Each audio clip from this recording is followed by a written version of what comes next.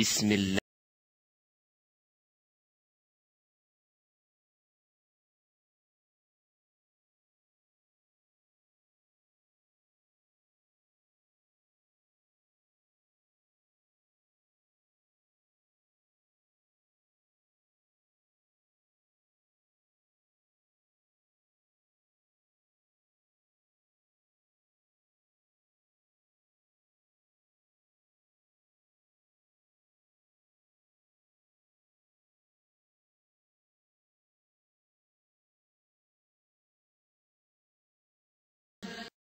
نحمده ونستعينه ونستغفره ونعوذ بالله من شرور أنفسنا ومن سيئات أعمالنا من يهده الله فلا مضل له ومن يضلله فلا هادي له وأشهد أن لا إله إلا الله وحده لا شريك له وأشهد أن محمدا عبده ورسوله يا أيها الذين آمنوا اتقوا الله حق تقاته ولا تموتن إلا وأنتم مسلمون يا أيها الناس اتقوا ربكم الذي خلقكم من نفس واحدة وخلق منها زوجها وبث منهما رجالا كثيرا ونساء واتقوا الله الذي تساءلون به والأرحام إن الله كان عليكم رقيبا يا أيها الذين آمنوا اتقوا الله وقولوا قولا سديدا يصلح لكم أعمالكم ويغفر لكم ذنوبكم ومن يطع الله ورسوله فقد فاز فوزا عظيما أما بعد فإن أصدق الحديث كتاب الله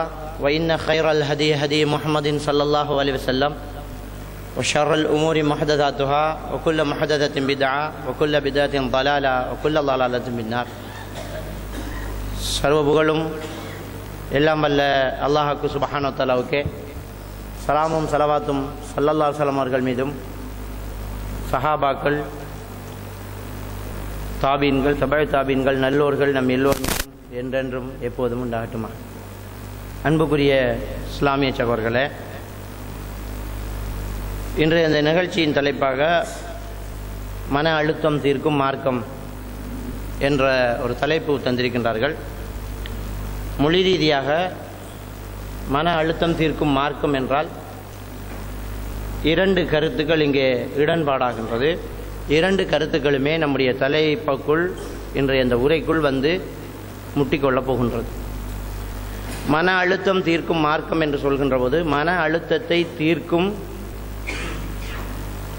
மார்க்கங்களில் இஸ்லாமிய மார்க்கம் ஒன்று, இஸ்லாமிய மார்க்கமே மன அழுத்தத்தை தீர்க்கும் என்ற ஒரு கனிப்பொருள் அதிலே இருக்கிறது. அடுத்தது மன அழுத்தம் தீர்க்கும் மார்க்கம் என்றால் தமிழிலே மார்க்கம் என்பது வழிமுறை, எவ்வாறு மன அழுத்தத்தை தீர்ப்பது என்ற இரண்டு கேள்விகளும் ஒரே வார்த்தையில் சொல்லப்படக்கூடியதாக இந்த தலைப்பு இங்கே தேர்ந்தெடுக்கப்பட்டிருக்கின்றது. மிகவும் பொருத்தமாகவும் இருக்கிறது. மன அழுத்தம் தீர்க்கும் மார்க்கம் எது, அதாவது எந்த முறையில் நீங்கள் மன அழுத்தத்தை தீர்க்கலாம், மன அழுத்தத்தை தீர்க்கும் மார்க்கம் எது, மக்கள் பின்பற்றக்கூடிய மார்க்கங்களில் எந்த மார்க்கம் மன அழுத்தத்தை தீர்க்கும், ரெண்டு கேள்விக்குமே ஒரு விடையாக இருக்கக்கூடிய அளவுக்கு இந்த விஷயம் இருப்பதை நாங்கள் பார்க்கின்றோம். மன அழுத்தத்தை ஸ்ட்ரெஸ் என்று சொல்லக்கூடியதை நாங்கள் பார்க்கின்றோம். ஸ்ட்ரெஸ்ஸை பொறுத்த வரைக்கும் இதுக்கு ட்ரீட்மெண்ட் கிடையாது. மன ஸ்ட்ரெஸ்ங்கிறத மேனேஜ்மெண்ட் என்று தான் சொல்லுவாங்க. ஸ்ட்ரெஸ் மேனேஜ்மெண்ட், முகாமைத்துவம் செய்தது. மன அழுத்தத்தை நிப்பாட்டுறதுக்கான ஒரு முகாமைத்துவம் தான் உளவியல் ரீதியாக மருத்துவ ரீதியாக பேசப்படுமே தவிர அதுக்கு ஒரு மருத்துவம் கிடையாது. ஒரு சில விஷயங்கள் இருக்குது, அதுக்கு ட்ரீட்மெண்ட் பிளான் என்று சொல்லுவாங்க. அதுக்கு சில மருந்துகள், அதுக்கு சில கவுன்சிலிங், இப்படி மருந்து இருக்கும். ஒரு சில டெக்னிக்களை பயன்படுத்துவாங்க, ஒரு சில அப்ரோச்சுகளை பயன்படுத்துவாங்க. உதாரணத்துக்கு காக்னிட்டிவ் பிஹேவியர் தெரப்பின்னு சொல்லுவாங்க, சிபிடின்னு சொல்லுவாங்க. அப்படியான சில மருத்துவ பிளான் இருந்தாலும் ஸ்ட்ரெஸ்ஸை பொறுத்த வரைக்கும் இதுக்கு மேனேஜ்மெண்ட், முகாமைத்துவம் அதுதான் என்று உளவியல் ரீதியாக பேசப்படும். ஆனால் அது ரொம்ப பொருத்தமாகவும் இருக்கிறது. இந்த ஸ்ட்ரெஸ்ஸை பொறுத்த வரைக்கும் இது ஏற்பட்டால் இதனுடைய விளைவுகளாக இந்த நோயெல்லாம் ஏற்படும் அப்படின்னு சொல்லி சொல்கிறாங்க. அதாவது காய்ச்சல் ஏற்படும், கேன்சர் ஏற்படும், டிப்ரெஷன் ஏற்படும், அதே மாதிரி அஸ்துமா ஏற்படும். இன்னொன்று சொல்வார்கள் PTSD என்று, போஸ்ட் ட்ராமட்டிக் ஸ்ட்ரெஸ் டிஸார்டர். ஒரு பிரச்சனை, ஒரு அனர்த்தம் ஏற்பட்டு அதுக்கு பின்னால் ஏற்படக்கூடிய ஒரு ஒரு மனநோய் தான் வந்து போஸ்ட் ஸ்ட்ரெஸ் டிஸார்டர்னு சொல்லுவாங்க. சுருக்கமாக சொல்லுவாங்க PTSD என்று சொல்லுவாங்க. அப்போ இது ஏற்படும். அடுத்தது வந்து குடல் அல்சர், இறப்பை அல்சர் ஏற்படும், உளரீதியான பிரச்சனைகள் ஏற்படும். இவ்வாறான இதனுடைய பக்க விளைவுகளாக இந்த நோயெல்லாம் ஏற்படும். இதுபோக இந்த தோல் புயங்களில் பெயின் ஏற்படுறது, இடுப்பில் வலி ஏற்படுறது, மூட்டுக்கள் வலி ஏற்படுறது, தலை இறுக்கமாக இருக்கிறது, இப்படியெல்லாம் ஏற்படும். ஏன்னா வந்து அநேகமான பெண்கள் இன்றைக்கு வராங்க இடுப்பு வலி, இந்த தோல் இதெல்லாம் செட்டியான வலி, மூட்டு வலி என்று சொல்லுவாங்க. அங்கே எடுத்து பார்த்தோன்னா குடும்பத்துக்குள்ளே வேறு பிரச்சனை, மனசுக்குள்ளே பெரிய பிரச்சனை ஒன்று இருக்கும். அதை தோண்டி எடுத்தால் சரியாக போயிடுது. இதுக்கு என்ன பெயின் கில்லரை கொடுத்தாலும், என்ன பாமை பூசினாலும் அது என்ன செய்யாது, அந்த பெயின் போகாது.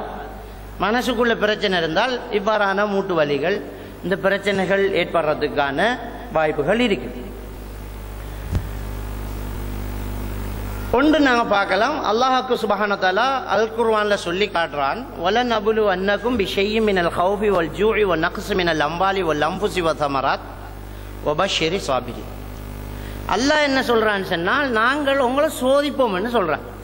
அதாவது ஸ்ட்ரெஸ் இல்லாமல் எங்கேயாவது போய் வாழலாமான்னு கேட்டால் முடியாது. அல்லாஹ் சொல்லிட்டான்னு உங்களை சோதிப்போம். பிரச்சனை வரத்தான் போகுது. எப்படியெல்லாம் சோதிப்போம்? மினல் ஹவுஃப், பயத்தால் சோதிப்போம். ஒல்ஜூ, பசியால் சோதிப்போம். ஒல் நக்ஸி மினல் அம்பால், பொருளாதார சேதத்தால் சோதிப்போம். ஒல் அம்புஸ், உயிர் சேதத்தால் சோதிப்போம். ஒல் சமராத், விளைச்சல் சேதத்தால் சோதிப்போம்.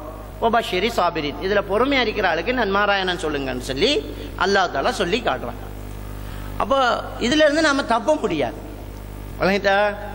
என்ன செய்யணுங்கிறத நாங்கள் இதிலிருந்து முடிவு எடுக்கலாம். என்ன, ஒரு ஆளுக்கு பிரச்சனை இல்லாத ஒரு இடத்தை தேடி நாங்கள் போகலாமான்னு கேட்டால், அவர் எவ்வளவு பெரிய அறிவாளியாக இருந்தாலும், அந்தஸ்துள்ளவராக இருந்தாலும், படித்தவராக இருந்தாலும், ஆரோக்கியமாராக இருந்தாலும், அங்க குறைபாடற்றவராக இருந்தாலும், சிந்தனையாளராக இருந்தாலும், பிரச்சனைங்கிறது ஏதாவது ஒரு ரூட்டில் வரத்தான் போகுது.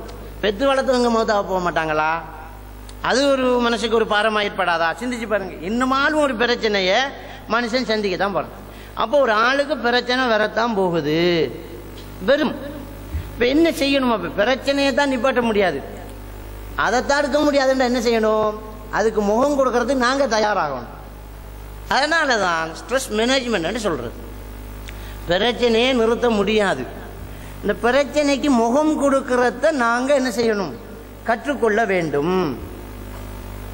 இந்த பிரச்சனைகள் வந்த உடனே இந்த பிரச்சனைகள்கிட்ட தப்புறதுக்கு மனிதர்கள் கையாளக்கூடிய ஒரு சில வழிமுறைகளை இங்கே தொகுத்திருக்கிறோம். இந்த பிரச்சனையிலிருந்து ஒரு மனசுக்கு ஒரு ரிலாக்ஸ் தேவைப்பட்டு என்ன செய்கிறாங்க? இசையை கேட்குறோம். இசை அல்லது சாராயம் குடிக்கிறது, அல்லது பெண் தொடர்புகளோட என்ஜாய் பண்ணுறது, விபச்சாரத்தில் ஈடுபடுறது, சிகரெட்டு புகைக்கிறது, தனிமையில் ஒரு கடற்கரையில், ஒரு பீச்சில், ஒரு ஒரு ஒரு ஒரு ஒரு பூந்தோட்டத்தில் யாருமே இல்லாத இடத்துல போய் உட்கார்றது, அல்லது கபரு வணக்கங்கள், அவுலியாக்கள்கிட்ட போய் இந்த பிரச்சனையை முறைப்படுறது. சில நேரம் வெள்ளக்காரன் இந்தியாவுக்கு, இலங்கைக்கு வந்து கோயில்களை, ஆலயங்கள் என்ன செய்வான்? வழிபடுவான். நீங்கள் பார்த்துருப்பீங்க. வெள்ளக்காரன் வந்து இந்த பொட்டு வச்சுக்கிட்டு வந்து இங்கேயாவது நமக்கு நிம்மதி கிடைக்குதா என்று வாரான். அப்போ இந்த விஷயங்கள் எல்லாம் இன்றைக்கு மனிதன் இந்த பிரச்சனையிலிருந்து தப்பணும், ஒரு நிம்மதி எனக்கு தேவை, ஒரு ரிலாக்ஸ் தேவைங்கிறதுக்காக கையில் எடுத்த விடயங்கள் தான் இது. இன்றைக்கி சிகரெட்டு குடிக்கிறாள் என்ன சொல்லுது? ஏன்டா சிகரெட்டு டென்ஷன் அடிக்கிறான்டா, ஒரு சிகரெட் அடிக்கிறது பிரச்சனை, டென்ஷன் ஆகிக்கிறது. ஒரு விஷயத்தை எப்படி முடிக்கிறேன்னு தெரியல. ஒரு மெக்கானிக் வேலை செய்கிறவங்க வந்து ஒரு ஒரு கடைசியாக ஒரு ஒயர் கனெக்ஷன், வைண்டிங், மோட்டருக்கு கோயில் சுற்றுறாங்க, வைண்டிங் பண்ணுறாங்க. கடைசியாக அந்த வயரெல்லாம் கனெக்ஷன் கொடுக்கணுன்றனா ஒருத்தர் ஒரு பக்கெட்டு சிக்கெட்டை முட்டிச்சு அந்த செட்டியாக மைண்டு வேலை செய்வாங்க. டிரைவர் மாதிரி என்ன செய்வாங்க?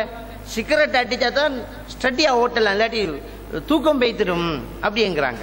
அப்போ வந்து இதெல்லாம் ஒரு ஷார்ட்டு சொல்லிக்கிட்டு ஒரு ரிலாக்ஸிக்கு அப்படின்னு சொல்லி சிகரெட் அடிப்பாங்க. தண்ணி அடிக்கிறவங்க என்ன பிரேக், லவ் பிரேக்கு. இப்போ அப்பா அம்மா செத்து போய்த்தாங்க, இப்போ பார்க்கலாம் நாம் அந்நியர்கள் எடுத்து பார்த்தா சவ வீட்டில் தண்ணி அடிக்கிற ஃபங்க்ஷன் இருக்குமே. அப்போ என்னென்னா கவலை அவங்க வந்து அழுத்தம், அந்த அழுத்தத்தை குறைக்கிறதுக்கு தண்ணி அடிப்பாங்க. சவ வீட்டில் எல்லோரும் சாராயம் குடிப்பாங்க, பெண்கள் எல்லாம் குடிக்கிற ஒரு பழக்கத்தை நாங்கள் நம்ம நாட்டிலேயே பார்க்குறோம். என்ன அப்போ இந்த மது அருந்துறதும் வந்து ஒரு பிரச்சனையை தணிக்கிறதுக்காக வந்து இருக்கும். ஒரு சிலர் ஃபோனை ஓஃப் பண்ணி வச்சுட்டு இந்த தொல்லையே வேணாண்டாப்பா அப்படின்னு ஓஃப் பண்ணி வச்சுட்டு சும்மா ஒரு இடத்த போய் உட்காந்துட்டுப்பாங்க. யாரை தொல்லையே வேணாம், கொஞ்சம் நேரம் நிம்மதியாக இருக்கடுங்க, கொஞ்ச நேரம் நிம்மதியாக இருக்கணும் அப்படின்ட்டு யார்கிட்டையும் நான் இருக்கேன்னு சொல்லிடாதன்னு வெளியில் சொல்லி வைப்பாங்க. ஒரு பெரிய போஸ்டில் இருக்கிறேன்னா நான் இருக்கேன்னு சொல்லிடாத, சும்மா இருக்க போகிறோம்ப்பா அப்படின்னு கொஞ்சம் ரிலாக்ஸ் எடுத்துக்கிறாங்க, தனிமையில் இருக்கிறாரு. அப்போ இப்படி ஒரு ஆள் என்ன செய்யுது, இன்றைக்கி உலகத்தில் இருக்கிற எல்லாருக்குமே இதிலிருந்து நிம்மதி தேடுறாங்க. அதனால் என்ன செய்கிறாங்கன்னு சொன்னால் இந்த புகைத்தலுக்குள்ளே நுழைகிறாங்க. இந்த புகைத்தலுக்குள்ளே நுழைஞ்சி கடைசியாக இது இன்னொரு மடங்கு பிரச்சனையை எங்களுக்கு கொண்டு வந்துடும். இதால் இன்னொரு பிரச்சனை ஏற்பட்டுரும். புகைத்தலை பாவிக்கிறதுனால அவங்களுக்கு இன்னொரு நோய் ஏற்பட்டு இன்னொரு பிரச்சனை ஏற்பட்டு அது இன்னொரு பிரச்சனையாகி இன்னும் டபுள் மடங்கு ஆகிடும்.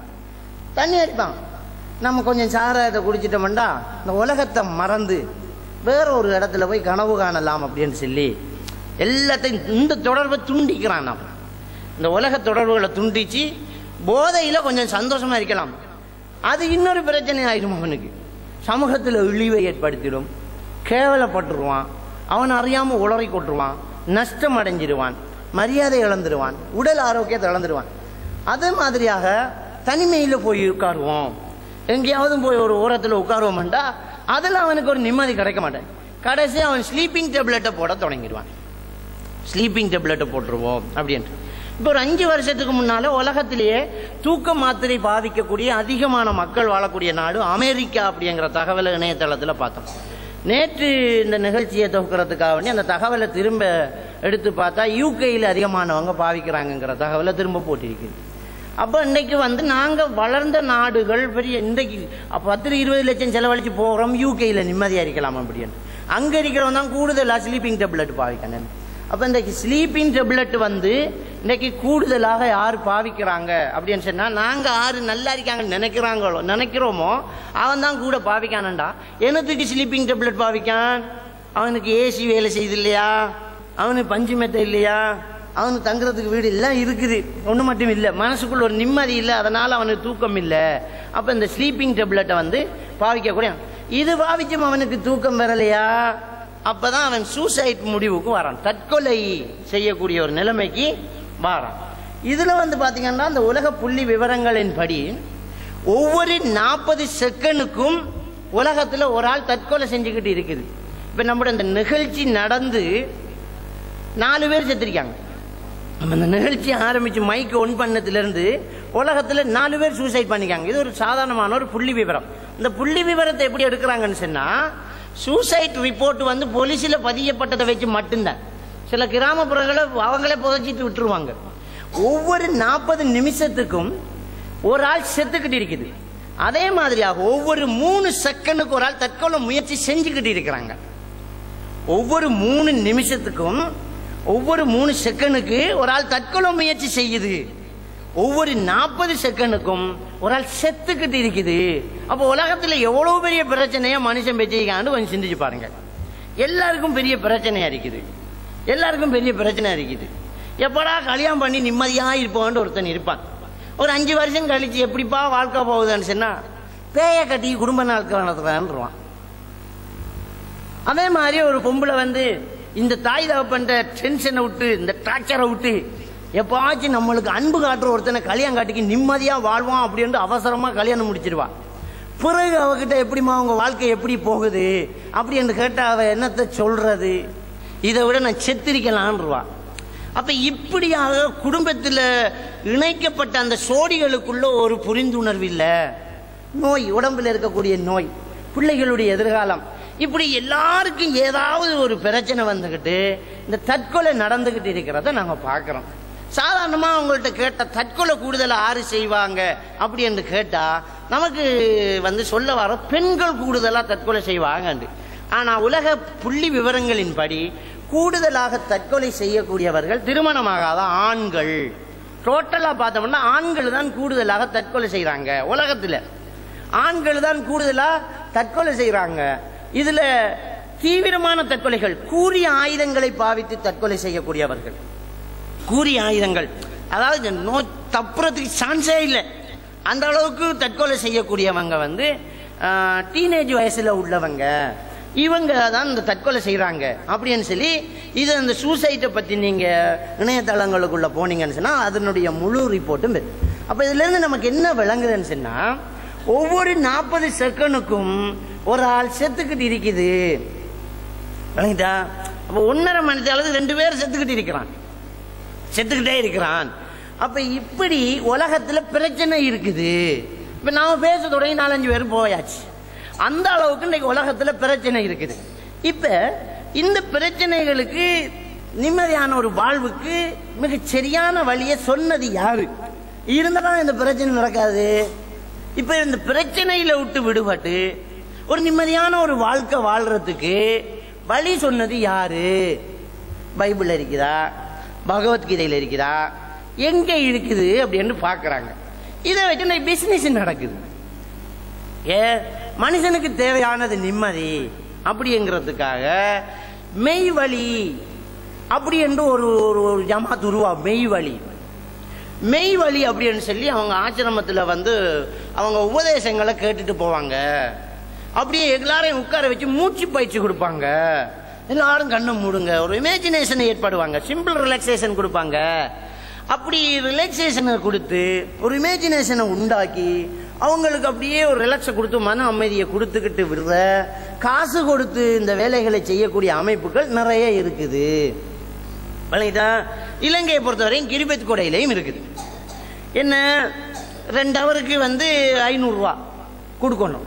சிம்பிள் ரிலாக்ஸேஷன் பண்ணுவாங்க. இந்த சூசைட் முயற்சி செய்யவங்க, தற்கொலை முயற்சி பண்ணவங்க, பிரச்சனை தாங்க முடியாத உள்ளவங்க, இதனுடைய அடுத்த விளைவுகளாக பல மனநோய்கள் எல்லாம் என்ன செய்யும், ஏற்பட்டுக்கிட்டு போகும். அப்போ இவங்களை வந்து சைக்காட்ரிஸ்ட் டாக்டர் சந்திச்சோன்னா அவங்க கண்ட்ரோல் பண்ணி ஒரு டேப்லெட்டை கொடுத்து ஒரு அளவுக்கு கொண்டு வந்துட்டு அடுத்து என்ன செய்வாங்கன்னு சொன்னால் கவுன்சிலர்கிட்ட போங்க, இந்த சிம்பிள் ரிலாக்ஸேஷன் செய்யுங்க, இந்த மூச்சு பயிற்சிக்கு போங்க, இந்த மெய் வலிக்கு போங்க, இப்படி என்ன அனுப்பிட்டு இருக்கிறத நாங்கள் பார்க்குறோம். இதை வச்சு பெரிய பிஸ்னஸ் நடந்துக்கிட்டு இருக்குது. நான் முதல் கேள்வி, அதாவது சுனாமிக்கு பிறகு நாங்கள் அடிக்கடி யூஸ் பண்ணக்கூடிய ஒரு வார்த்தை தான் கவுன்சிலிங்கிறது. கவுன்சிலிங் கதையே கிடையாது நம்மகிட்ட. அன்னரம் சுனாமிக்கு முன்ன கவுன்சிலிங் வேர்டு யூஸ் பண்ணிக்கிறோமா நம்ம? எப்படி சுனாமி புதுசாக வந்து ஒட்டிக்கிச்சு அது மாதிரி எங்க பார்த்தாலும் கவுன்சிலிங் என்று சொல்லு. நமக்கு என்ன பார்த்தா கவுன்சிலிங் படிக்க வரான்ட்டு எல்லாரும் கவுன்சிலிங் படிக்கிறான். ரிட்டையர் ஆகிற கடைசி வயசுல என்னோட வந்து கவுன்சிலிங் படிக்க வந்திருந்தாரு. ரிட்டையர் ஆகிற ஒரு பிரின்சிபல் வராது. நான் கேட்க, ஏன் சார், ஏன் நீங்க கவுன்சிலிங் படிக்க வரீங்க? வாழ்க்கையில தெரிஞ்சிருக்கணும் தம்பி அப்படி என்று அதுக்காக படிக்க வரேன் அப்படிங்கிறாரு. அப்ப வந்து இன்றைக்கு இந்த கவுன்சிலிங்கிற வார்த்தை நம்ம கூடுதலாக தெரிய வந்தது.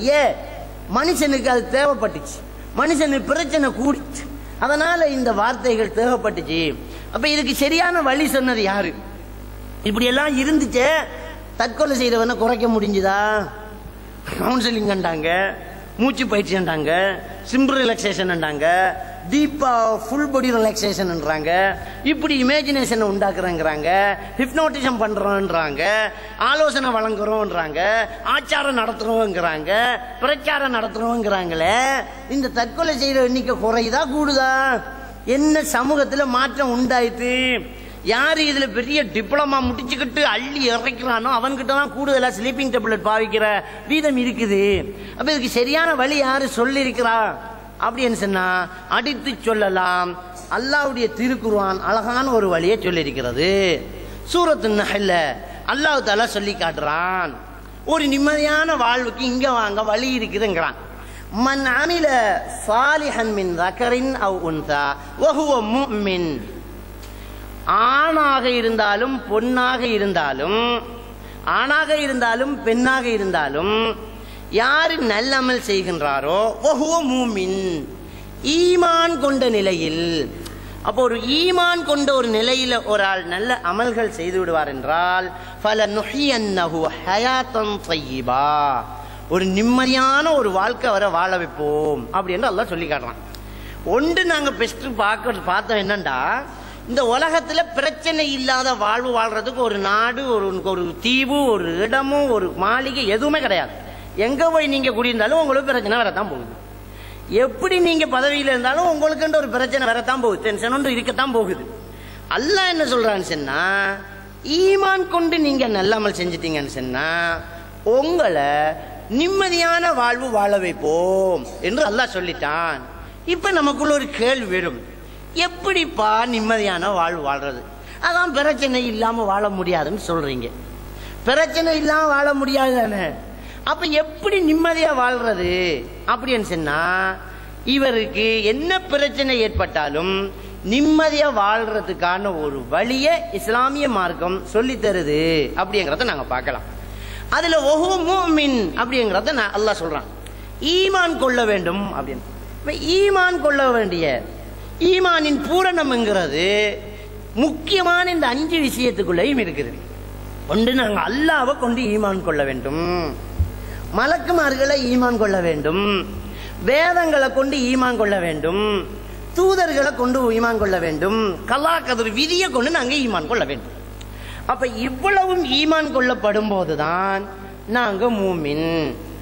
இப்ப நாம பாக்குறோம், அதான் அல்லாஹ் சொன்ன மாதிரி நாங்க மூமினா இருந்துக்கிட்டு நல்லாமல் செய்யறோமே, எங்களுக்கு ஹயாத்த தையிபா ஒரு நிம்மதியான வாழ்க்கை இல்லையே. 11 மணியாவது ஏண்டா வீட்டை போக மாட்டேன்னு சொன்னா போனா தலை பாரமா இருக்கும். எவ்வளவு நேரம் வெளியில கழிக்கலாமோ அவ்வளவு நேரம் கழிச்சிட்டு போவோம் அப்படி என்று ஒரு சிலர் சொல்றான். அப்ப அவனுக்கு வீட்டுக்கு போறது எப்படி இருக்குது?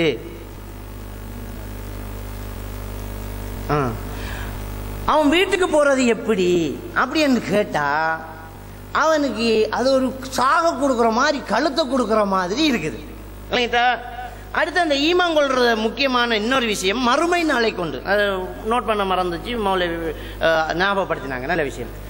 அப்ப மறுமை நாளை கொண்டும் ஈமான் கொள்ள வேண்டும், இது முக்கியம்.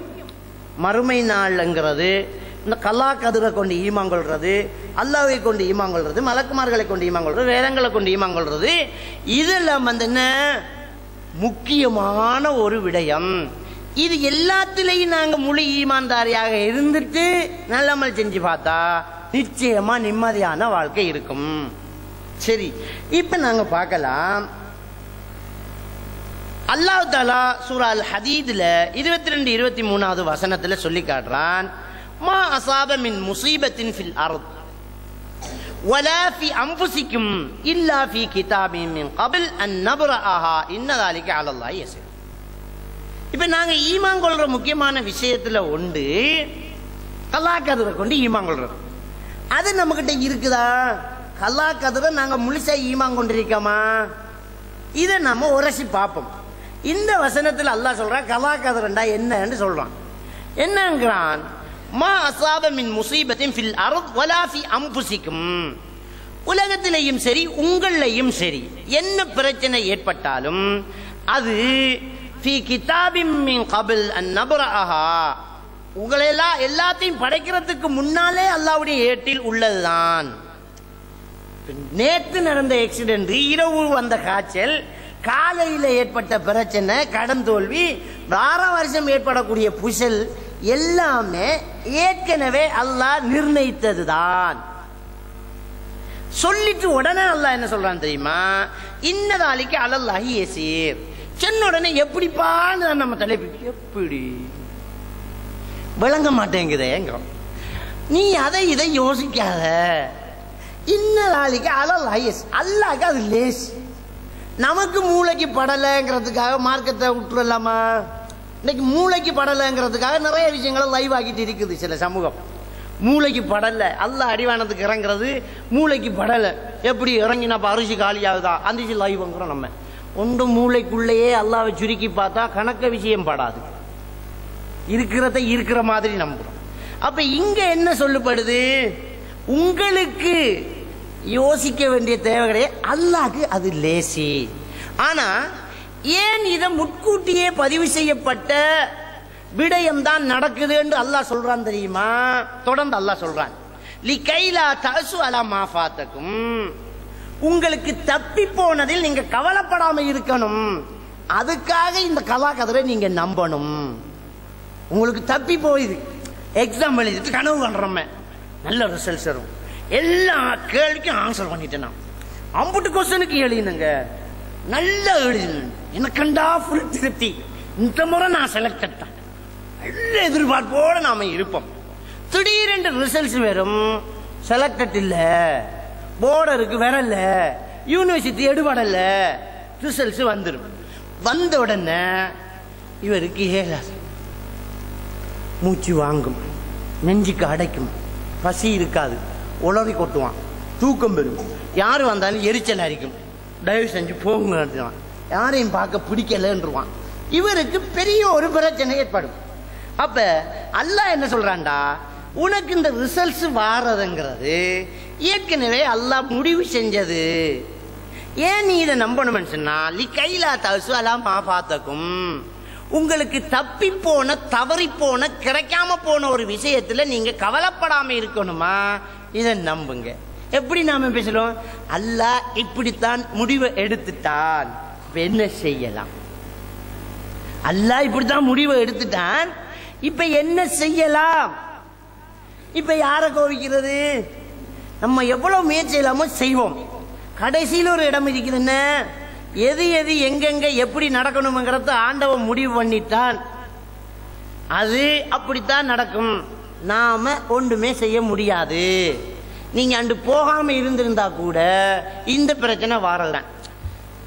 ஏலா போக மாட்டேன்னு சொன்ன பிள்ளைய நான் தானே தூக்கி வேன்ல ஏத்தி விட்டேன், ஆக்சிடென்ட் ஆயிட்டே, புள்ள மவுத்தா போச்சே, என் கையால தானே கொண்டுட்டேன் அப்படியம்பா, நான் தான் ஏற்றி விட்டேன் அப்படியம்மா, ஒரு ரிலேஷனல் தோட்டி ஏற்பட்டுரும் அவருக்கு, அது ஒரு பெரிய ஒரு பிரச்சனையாகும், நான் தானே கொடுத்தேன் பிள்ளைய அப்படியம்பாரு.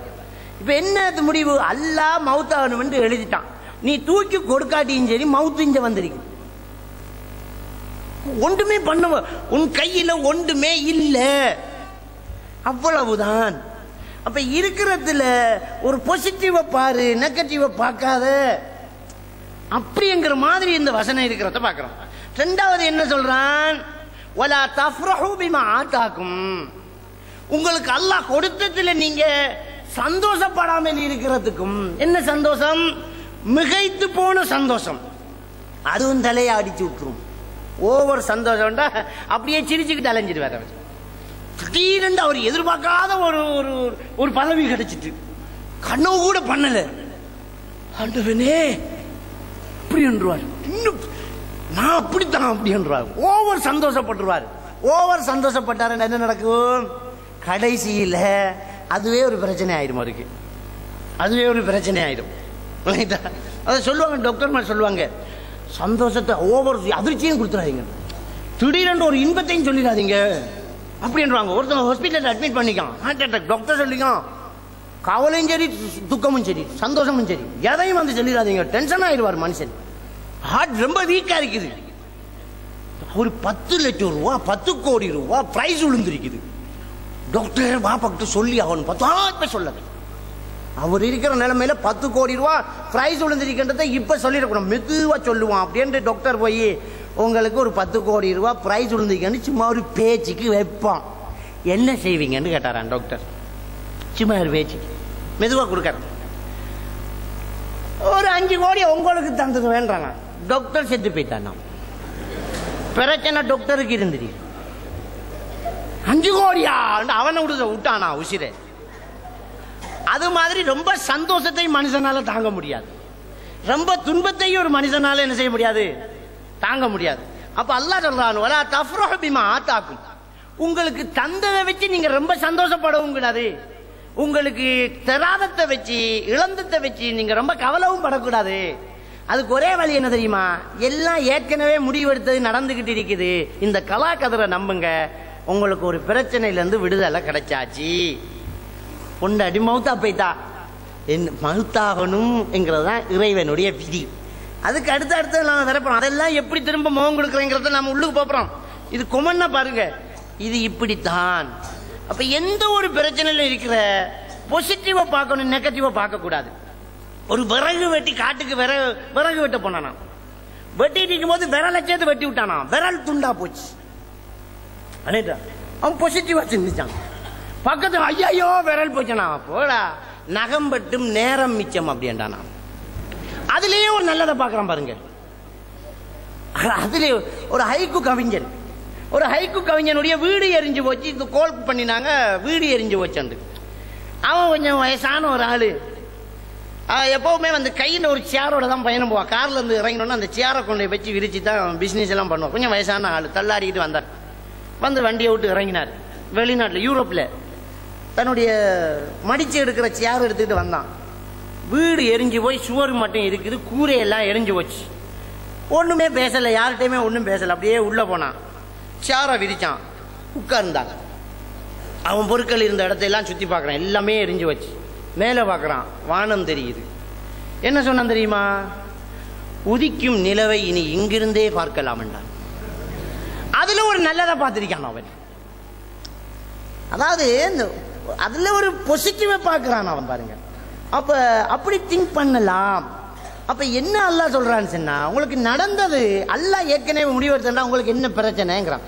ஒரு படம் ஓடியது, ஒரு வில்லன் கதாநாயகனை துப்பாக்கி எடுத்து விரட்டுறான். கதாநாயகன் திரும்பி பார்க்கல, பேசிட்டு இருக்கிறான். பின்னால வில்லன், நாம படம் பார்த்துட்டு இருக்கிறோம்.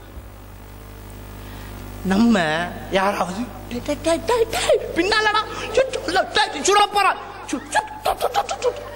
செய்வோமா? நாம கத்தி என்னமாச்சு நடக்குமா? ஏதாவது நடக்குமா? படம் நடிச்சு ரிலீஸ் ஆயிட்டு அங்க எப்படி நடிச்சே வச்சானோ அப்படித்தான் நடக்கும். இவருக்கு வெடியில் தலையில் ஏறி நெத்திக்குள்ளால வெட்டைக்கு வருமாண்டா, அது வெறும். கடைசி கட்டத்தில் இவன் திரும்பி அவனு சுடுவான்னு நடிச்சிருந்தா அதான் நடக்கும். நீங்க டென்ஷன் ஆக மாட்டீங்க, பார்த்துக்கிட்டு இருப்பீங்க. இத வாழ்க்கையில கொண்டு வந்தால் ஒரு பிரச்சனையும் இல்லை. அல்லாஹ் ஏற்பாடு நடந்துட்டு நான் என்ன செய்யலாம்? சரி, அடுத்த ஒரு வசனத்தை பார்த்தீங்கன்னு சொன்னா அல்லாஹ் தஆலா சொல்லி காட்டுறான்,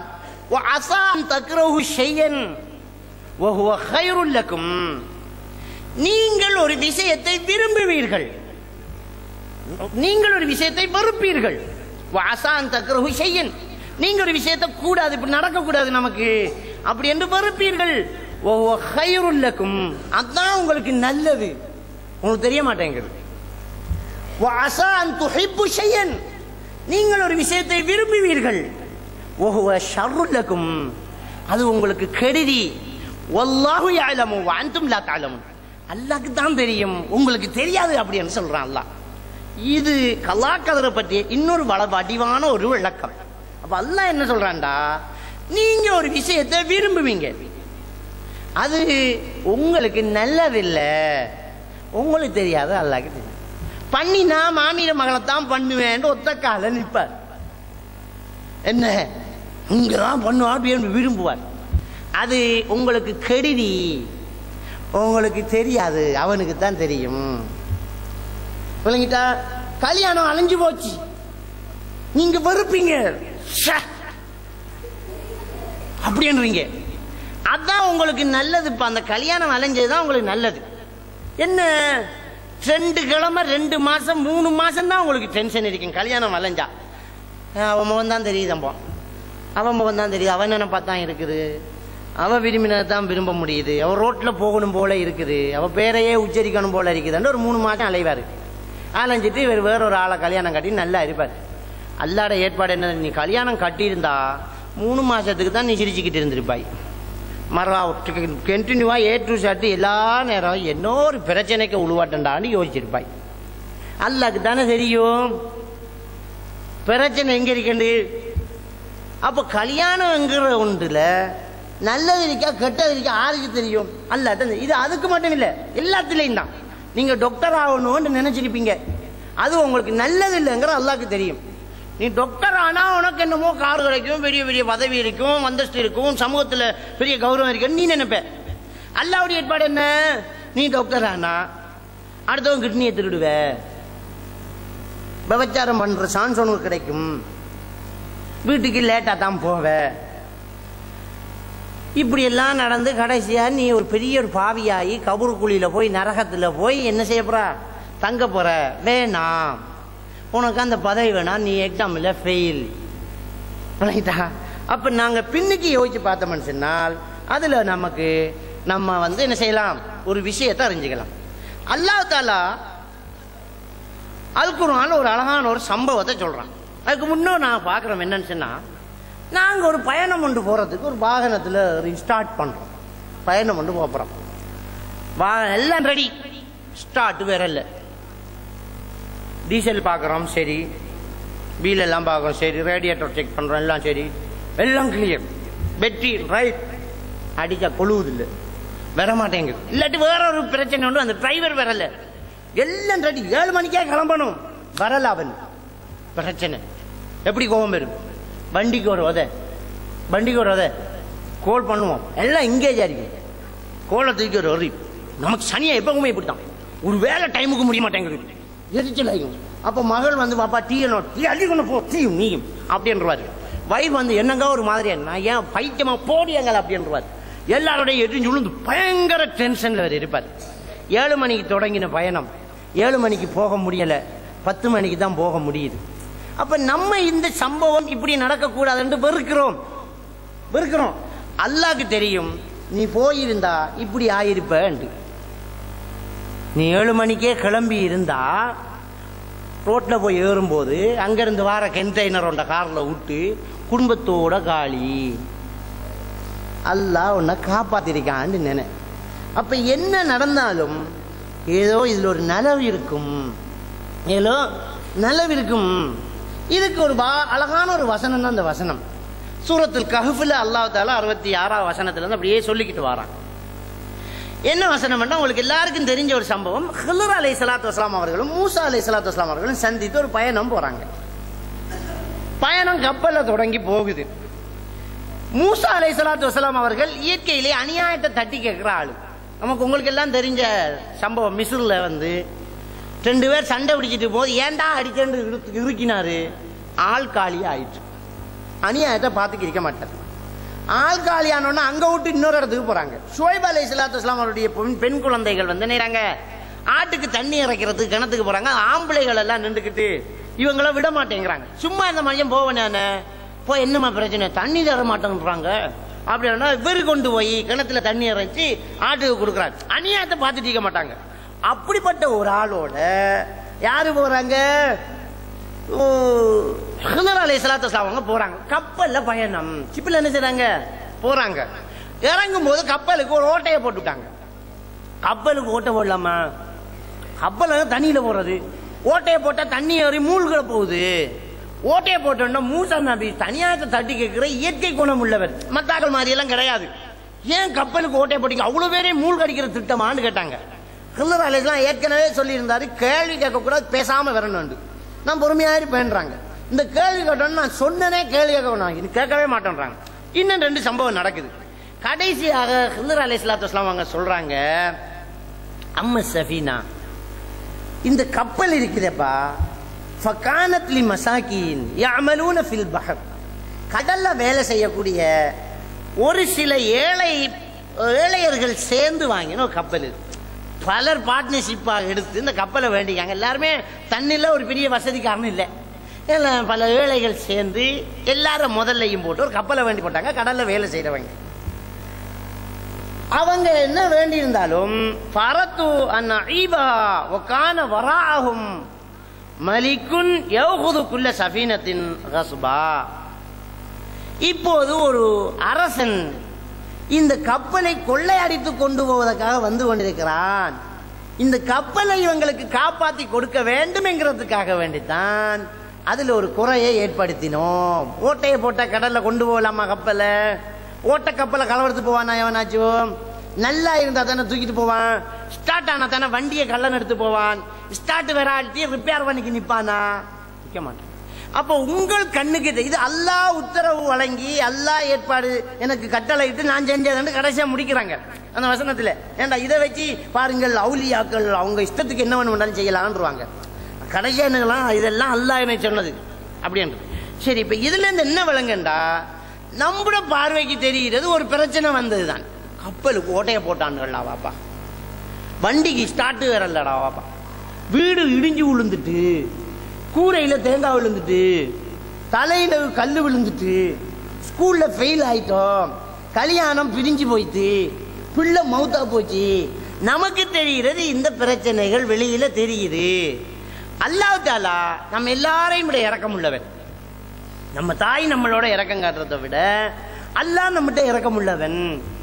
அல்லாஹ் இதை நமக்கு ஏற்படுத்தி தாரது பின்னாடி இதை விட ஒரு பிரச்சனையை இருந்து உங்களை காப்பாத்துறதுக்குங்கிறதுக்கு ஒரு அழகான எடுத்துக்காட்டாக இந்த வசனத்தை அல்லாஹ் குர்ஆன்ல சொல்லி காட்டுறான். நம்முடைய பார்வைக்கு கப்பலுக்கு ஓட்ட போட்டது தான் தெரிஞ்சது. என்ன மூசா நபியோட பார்வைக்கு அதான் தெரிஞ்சது. ஏன் அநியாயம் பண்றீங்கன்னு. அப்ப ஒரு ஆளு செஞ்ச உடனே நம்ம கேள்வி கேட்கிறோம், ஏன்டா செஞ்சேன்னு. அல்லாஹ் தான் அதை ஏற்படுத்தி அந்த ஆள் மூலமா இந்த வேலை நடந்திருக்குது அப்படிங்கிறத நாம சிந்திக்கும் போது இது ஏன் கப்பலே தொலைஞ்சு போகாம இருக்கிறதுக்கு ஒரு துண்டு ஓட்டை தான் தொலைஞ்சு போயிருக்குது. இப்ப டிங்கர் செலவு மட்டும்தான் வேஸ்ட். அதை காப்பாத்தி இருந்தா கப்பலே வேஸ்ட், முடிஞ்சு வச்சா. அப்ப என்ன பிரச்சனை ஏற்பட்டாலும் அந்த பிரச்சனையை வச்சு நாங்க உடனே சிந்திச்சு ரிலாக்ஸ் ஆகலாம். இதுல ஏதோ ஒரு நலவு இருக்குது. அப்படித்தான் ஏதோ ஒரு ஆக்சிடென்ட் ஆயிட்டோம். நம்ம பழையவர்கள் என்ன சொல்லுவாங்க, தலையோட வந்து தலைப்பாவோட போயிட்டோம்பாங்க. இதோட கலட்டி விட்டுட்டு கொஞ்சம் கீழே இறங்கி வந்திருந்தா தலை பறந்திருக்குமே. ஆக்சிடென்ட் ஆயிட்டு வாகனம் நொறுங்கி போச்சு, அவன் கொண்டு மால என்ன சொல்லலாம் நம்ம. அல்ஹம்துலில்லாஹ்.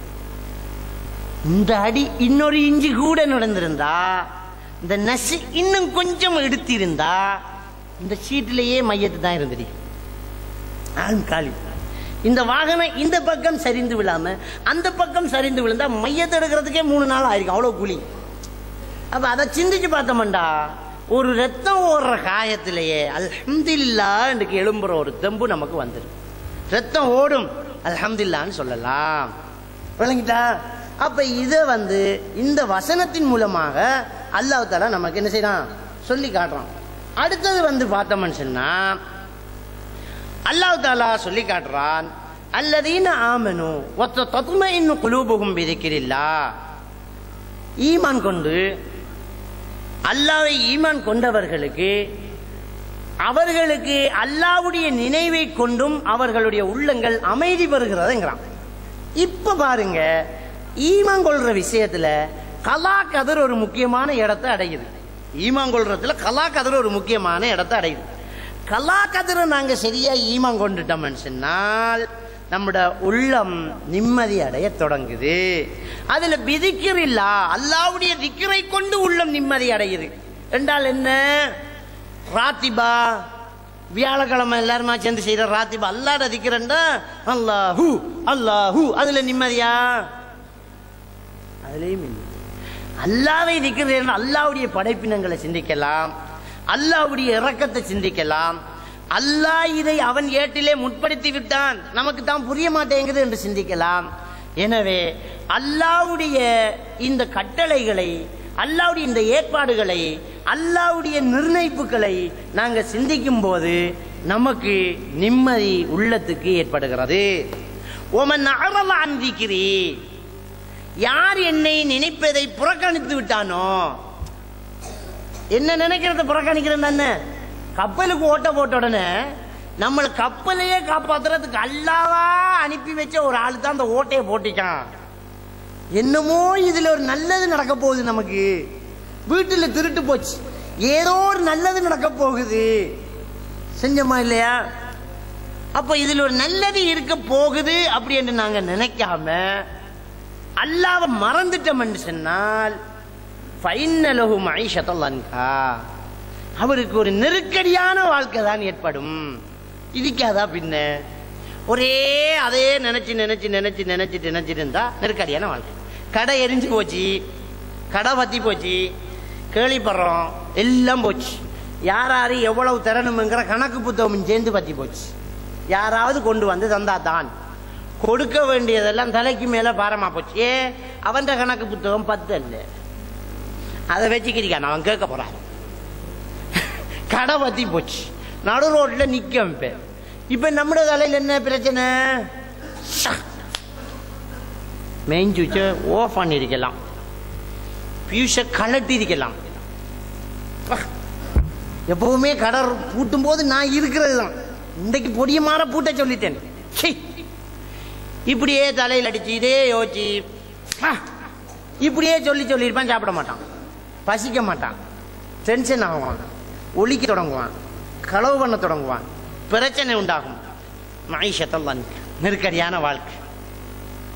இதே ஆளு எதை கொண்டு வந்த நம்ம பிறக்கும் போது எதை கொண்டு வந்தோம்? எரிஞ்சு போச்சு நம்ம சொத்தா, நம்முடைய சொத்தா இது? அருணாக்கயிறும் இல்லாம தான் அந்த உலகத்தில் பிறந்தோம். உடுக்கிறது மிச்சமாடா, இப்ப எரிஞ்சது போக இருக்கிறது மிச்சமே. என்ன கவலைப்படுறது? தந்தவன் எடுத்துக்கிறான், திரும்ப தர மாட்டானா? ஒமாமின் தாபத்தின் பில்லாரில் இல்லா அல்லாஹ் ரிஸ்குஹு அல்லாஹ் தானே சொல்றான்.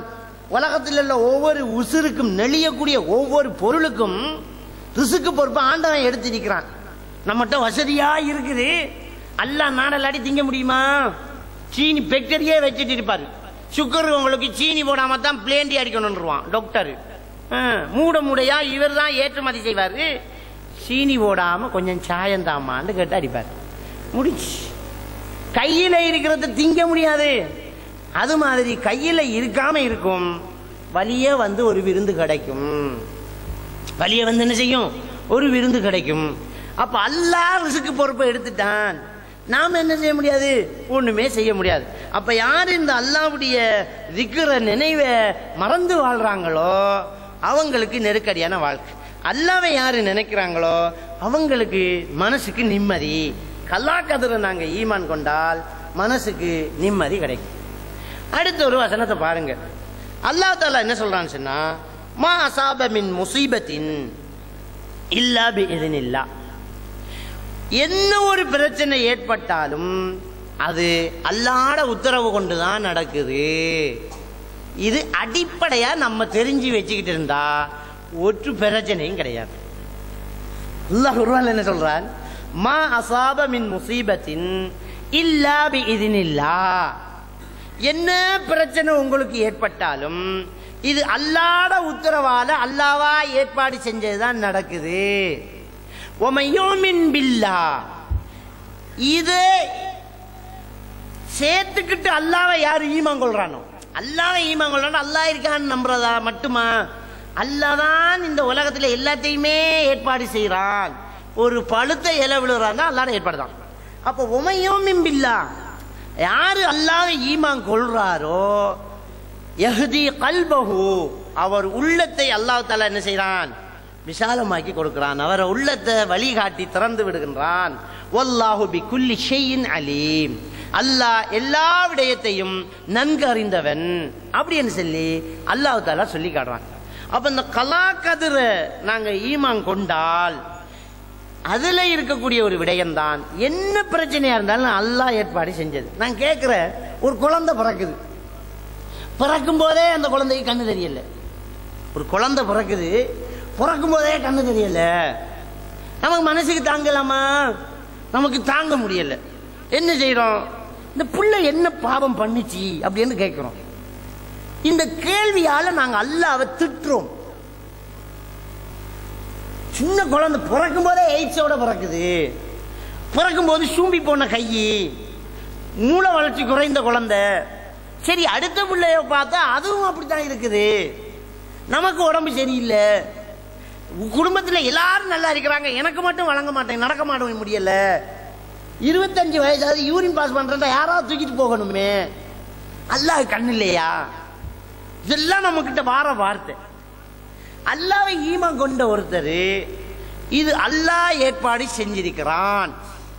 ஏன் இதுல என்ன நியாயம் இருக்குது அப்படின்னு சொன்னால் அதை நாங்க பார்க்க போறோம்.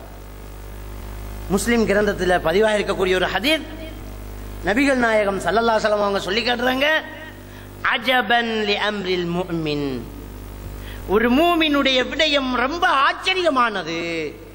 ஒரு மூமின்ற விஷயம் ஆச்சரியமான ஒரு விஷயம். உலகத்திலேயே மூமின்ற ஒரு விஷயம் ஆச்சரியம்தான்.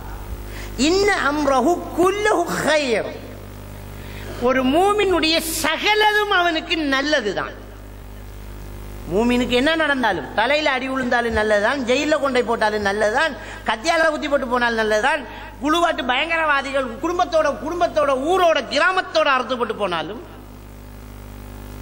புலனறுவையில் ஒரு கிராமம் 90ஆம் ஆண்டு பிரச்சனைன்னு வந்தால் பள்ளி அறிவிப்பை தான் மக்கள் எதிர்பார்த்துப்பாங்க. பள்ளியிலேயே இந்த தமிழ் பயங்கரவாதிகள் வந்துட்டாங்க. ஒரு பொம்பளை ஸ்பீக்கரை ஒன் பண்ணி ஊருக்குள்ள பயங்கரவாதிகள் வந்துட்டாங்க, எல்லாரும் பள்ளிக்கு ஓடி வாங்கன்னு அறிவிச்சு ஊரில் இருக்கிற அவ்வளோ பேரும் பள்ளிக்கு ஓடினாங்க. தரதரண்டு கதவு சாத்தப்பட்டு குடும்பத்தை ஊரோட சேர்த்து பள்ளிக்குள்ள அறுத்து போட்டாங்க. சுட்டு போடல, அறுத்து போட்டாங்க. இன்னும் வாழ்க்கையில் நமக்கு மறக்க முடியாத ஒரு அனுபவம். அந்த ஊர்ல இல்லாதாக்கள் மட்டும்தான் தப்பினாங்க. அப்ப இப்படி திட்டம் போட்டு சதி செஞ்ச உடனே நமக்கு எப்படி இருக்கும் பாருங்க. ஆனா அல்லாஹ்வுடைய தூதர் ஸல்லல்லாஹு அலைஹி வஸல்லம் சொல்றாங்க, இன்ன அம்ரஹு குல்லஹு கைருன், என்ன நடந்தாலும் அவனுக்கு நல்லதுதானா. எப்படின்னு பாப்போமே. வலைஸ ஸாலிக லிஅஹதின் இல்லா லில் முஃமின், இந்த சான்ஸ் மூமின் இல்லாத எவருக்கும் கிடையாதுங்கறாங்க. இன்னும் விஷயத்தை சொல்லல. ஒரு மூமினுடைய எல்லாம் நல்லதுதான், அவனுக்கு என்ன நடந்தாலும் நல்லதுதான். இந்த பாக்கியம் யாருக்கு இல்ல? மூமின் இல்லாத ஒரு எவருக்குமே கிடையாது சொல்லிட்டு ரசூலுல்லாஹ் சொல்றாங்க மெதட் என்னது?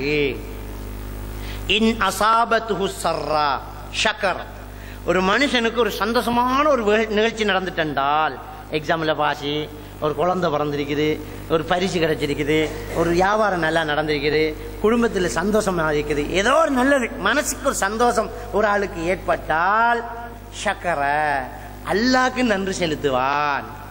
அதை தன்ற தலையில தூக்கி வச்சா அது பிரச்சனை அவருக்கு. விளங்கிட்டா?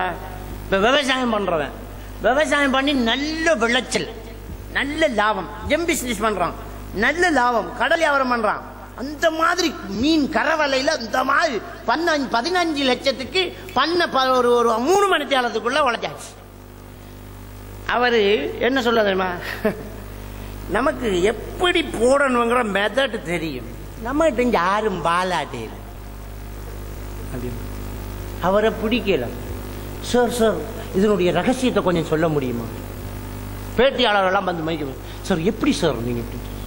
நான் அதனுடைய நுட்பங்கள் சந்து பொந்தெல்லாம் நன்கு தெரிந்து வைத்திருக்கேன். என்ன மாசத்துல விதை விதைக்கணும், எந்த நேரத்தில் மருந்து கொடுக்கணும், எந்த நேரத்தில் புகர போடணுங்கிறதெல்லாம் நமக்கு நல்லா தெரியும். அதனால நாங்கள் சரியான ஒரு முடிவை எதிர்பார்க்கிறோம். அதே வயல் அப்படியே அழிஞ்சு வைத்துட்டேன்னு சொன்னா, அல்லாஹ் நாடல என்ன செய்யறது? சந்து பொந்துகளில் எல்லாம் தவறாக விதைத்து விட்டேன் என்று சொல்லுவாரா? அல்லாஹ் நான் என்ன செய்யறேன். அப்போ ஓவர் சந்தோஷத்தை ஒண்ட தலையில தூக்கி வைக்காது, தூங்க மாட்டேன் நீ. இவ்வளவு பேர் தானா? இன்னும் யாராவது பேட்டி எடுக்க வருவீங்களான்னு கேட்பாரு. மர நித்திர வராது, நித்திர காலையெல்லாம் பேட்டி கொடுப்பாரு. கொண்டாடி செல்லுவா காலையில, விடிய விடிய நல்ல ரிப்போர்ட் கொடுத்தீங்க நீங்க அப்படின்னு. இதே கதையா போச்சு. மர ரிப்போர்ட்டரா பேசுறாரு. அப்ப ஹிந்து நடந்துட்டு இருக்கும். அப்ப அல்லாஹ்வுடைய தூதர் ஸல்லல்லாஹு அலைஹி வஸல்லம் சொல்றாங்க, நல்லது நடந்தால் அவர் அல்லாஹ்வுக்கு நன்றி செலுத்துவார். என்ற முயற்சியில் அல்லாஹ்வா தந்த பாக்கியம் இது. என்ன திறமை இருக்குது, அல்லாஹ் தான் எனக்கு இந்த திறமையை தந்தான்பா, அல்லாஹ் ஏற்பட அல்ஹம்துலில்லாஹ், அவனுக்கு நான் நன்றி. இவர் தலையை கழுவி ரிலாக்ஸ் ஆயிட்டார், அதிக பாரத்தையும் வைக்க முடியாது. அடுத்தது என்ன? அசாபத்துஹு பர்ரா, அவருக்கு ஒரு கெடுதி ஏற்பட்டு விட்டது. ஐயோ நான் இப்படி பண்ணிட்டேனே, நீ தூக்கி வைக்காத, சபர. அவர் என்ன செய்வாரு? அல்லாஹ்வுடைய ஏற்பாடு அப்படின்னு பொறுமை அடைவாரு. ஃபகான கைரன் லஹு, அதுவும் அவனுக்கு நல்லா போய்டும். கல்யாணம் நடந்தாலும் நல்லதுதான், மையத்துழுந்தாலும் அவருக்கு நல்லதுதான். இந்த சான்ஸ் முஸ்லிம் மூமினுக்கு மட்டும்தான், வேறு எவருக்குமே கிடையாது என்று இந்த வசனத்தை நாங்க காணக்கூடியதாக இருக்கிறோம். அப்ப நாங்க பார்க்கிறோம், புகாரி கிரந்தத்தில் பதிவா இருக்கக்கூடிய ஒரு ஹதீஸ், மா யுஸீபுல் முஸ்லிம மின் நஸபின் வலா வஸபின் வலா ஹம்மின் வலா ஹுஸ்னின் வலா அதா வலா கம்மின் ஹத்தா ஷௌகத யுஷாகுஹா இல்லா கஃபரல்லாஹு பிஹா மின் ஹத்தயா. ஒரு மூமினுக்கு ஏற்படக்கூடிய பிரச்சனை, கஷ்டம், நோவு, பலி, வேதனை, கால வைக்கிற முள்ளு எதுவா இருந்தாலும் அல்லாஹ் தஆலா அதனை கொண்டு அவருடைய பாவங்களை மன்னித்து விடுகிறான். இப்ப எவ்வளவு நிம்மதி பாருங்க வாழ்க்கைங்கிறது. வாழ்க்கையில பிரச்சனை இல்லாத வாழ்க்கை இருக்காதுதான், பிரச்சனையை சந்திக்க தான் போறோம். குறைஞ்சபட்சம் காலை முள்ளு குத்த போகுது, முள்ளு குத்தும் போது தான் வலிக்கும், முள்ளு குத்தி முடிஞ்சது பிறகும் வலிக்காது, கலட்டும் போதும் வலிக்காது. முள்ளு குத்திச்சு ஆண்டு இருப்போம், எடுக்கும் போதும் வலிக்காது, ஏறி முடிஞ்சது பிறகும் வலிக்காது. இதுக்குள்ள எவ்வளவு நேரம் எடுக்கும்? செகண்ட். முத்தியாச்சு, எடுத்து வீசியாச்சு. அல்லாஹ்வுடைய தூதர் ஸல்லல்லாஹு அலைஹி வஸல்லம் சொல்றாங்க, புகாரில் வரக்கூடிய ஹதீஸ், அவருக்கு இல்லா கஃபரல்லாஹு பிஹா மின் ஹதாயாஹு, அவர் பாவங்களை அல்லாஹ் அழித்து விடுகிறான். காலை முள்ளு தச்சதுக்கே இதென்றால் மையத்து விழுந்ததுக்கு, கடையறிந்து போனதுக்கு, குடும்பத்தோட வந்து அறுத்துப்பட்டு போனதுக்கு இருக்கலாம். நாங்க என்ன நினைக்கணும் தெரியுமா? அல்ஹம்துலில்லாஹ், எங்கேயோ ஒரு இடத்துல நம்மளோட பாவம் கரையுது, அல்லாஹ் நம்மளை எங்கேயோ ஒரு இடத்துல சுத்தப்படுத்துறான். என்ன, நம்ம வாழ்க்கைங்கிறது இந்த உலகத்தோடு மட்டுப்படுத்தப்படல, இது ஒரு தூசி தான். நம்ம எதிர்காலத்துக்காக டிபாசிட் நடந்துகிட்டு இருக்குது, நம்மளோட கணக்குல அக்கவுண்ட்ல விழுகுது. ஒரு பிரச்சனை வரும்போது இதுக்குள்ள சரியா வலிக்குது, அக்கவுண்ட்ல அங்க ஏறுதுன்னு அர்த்தம்.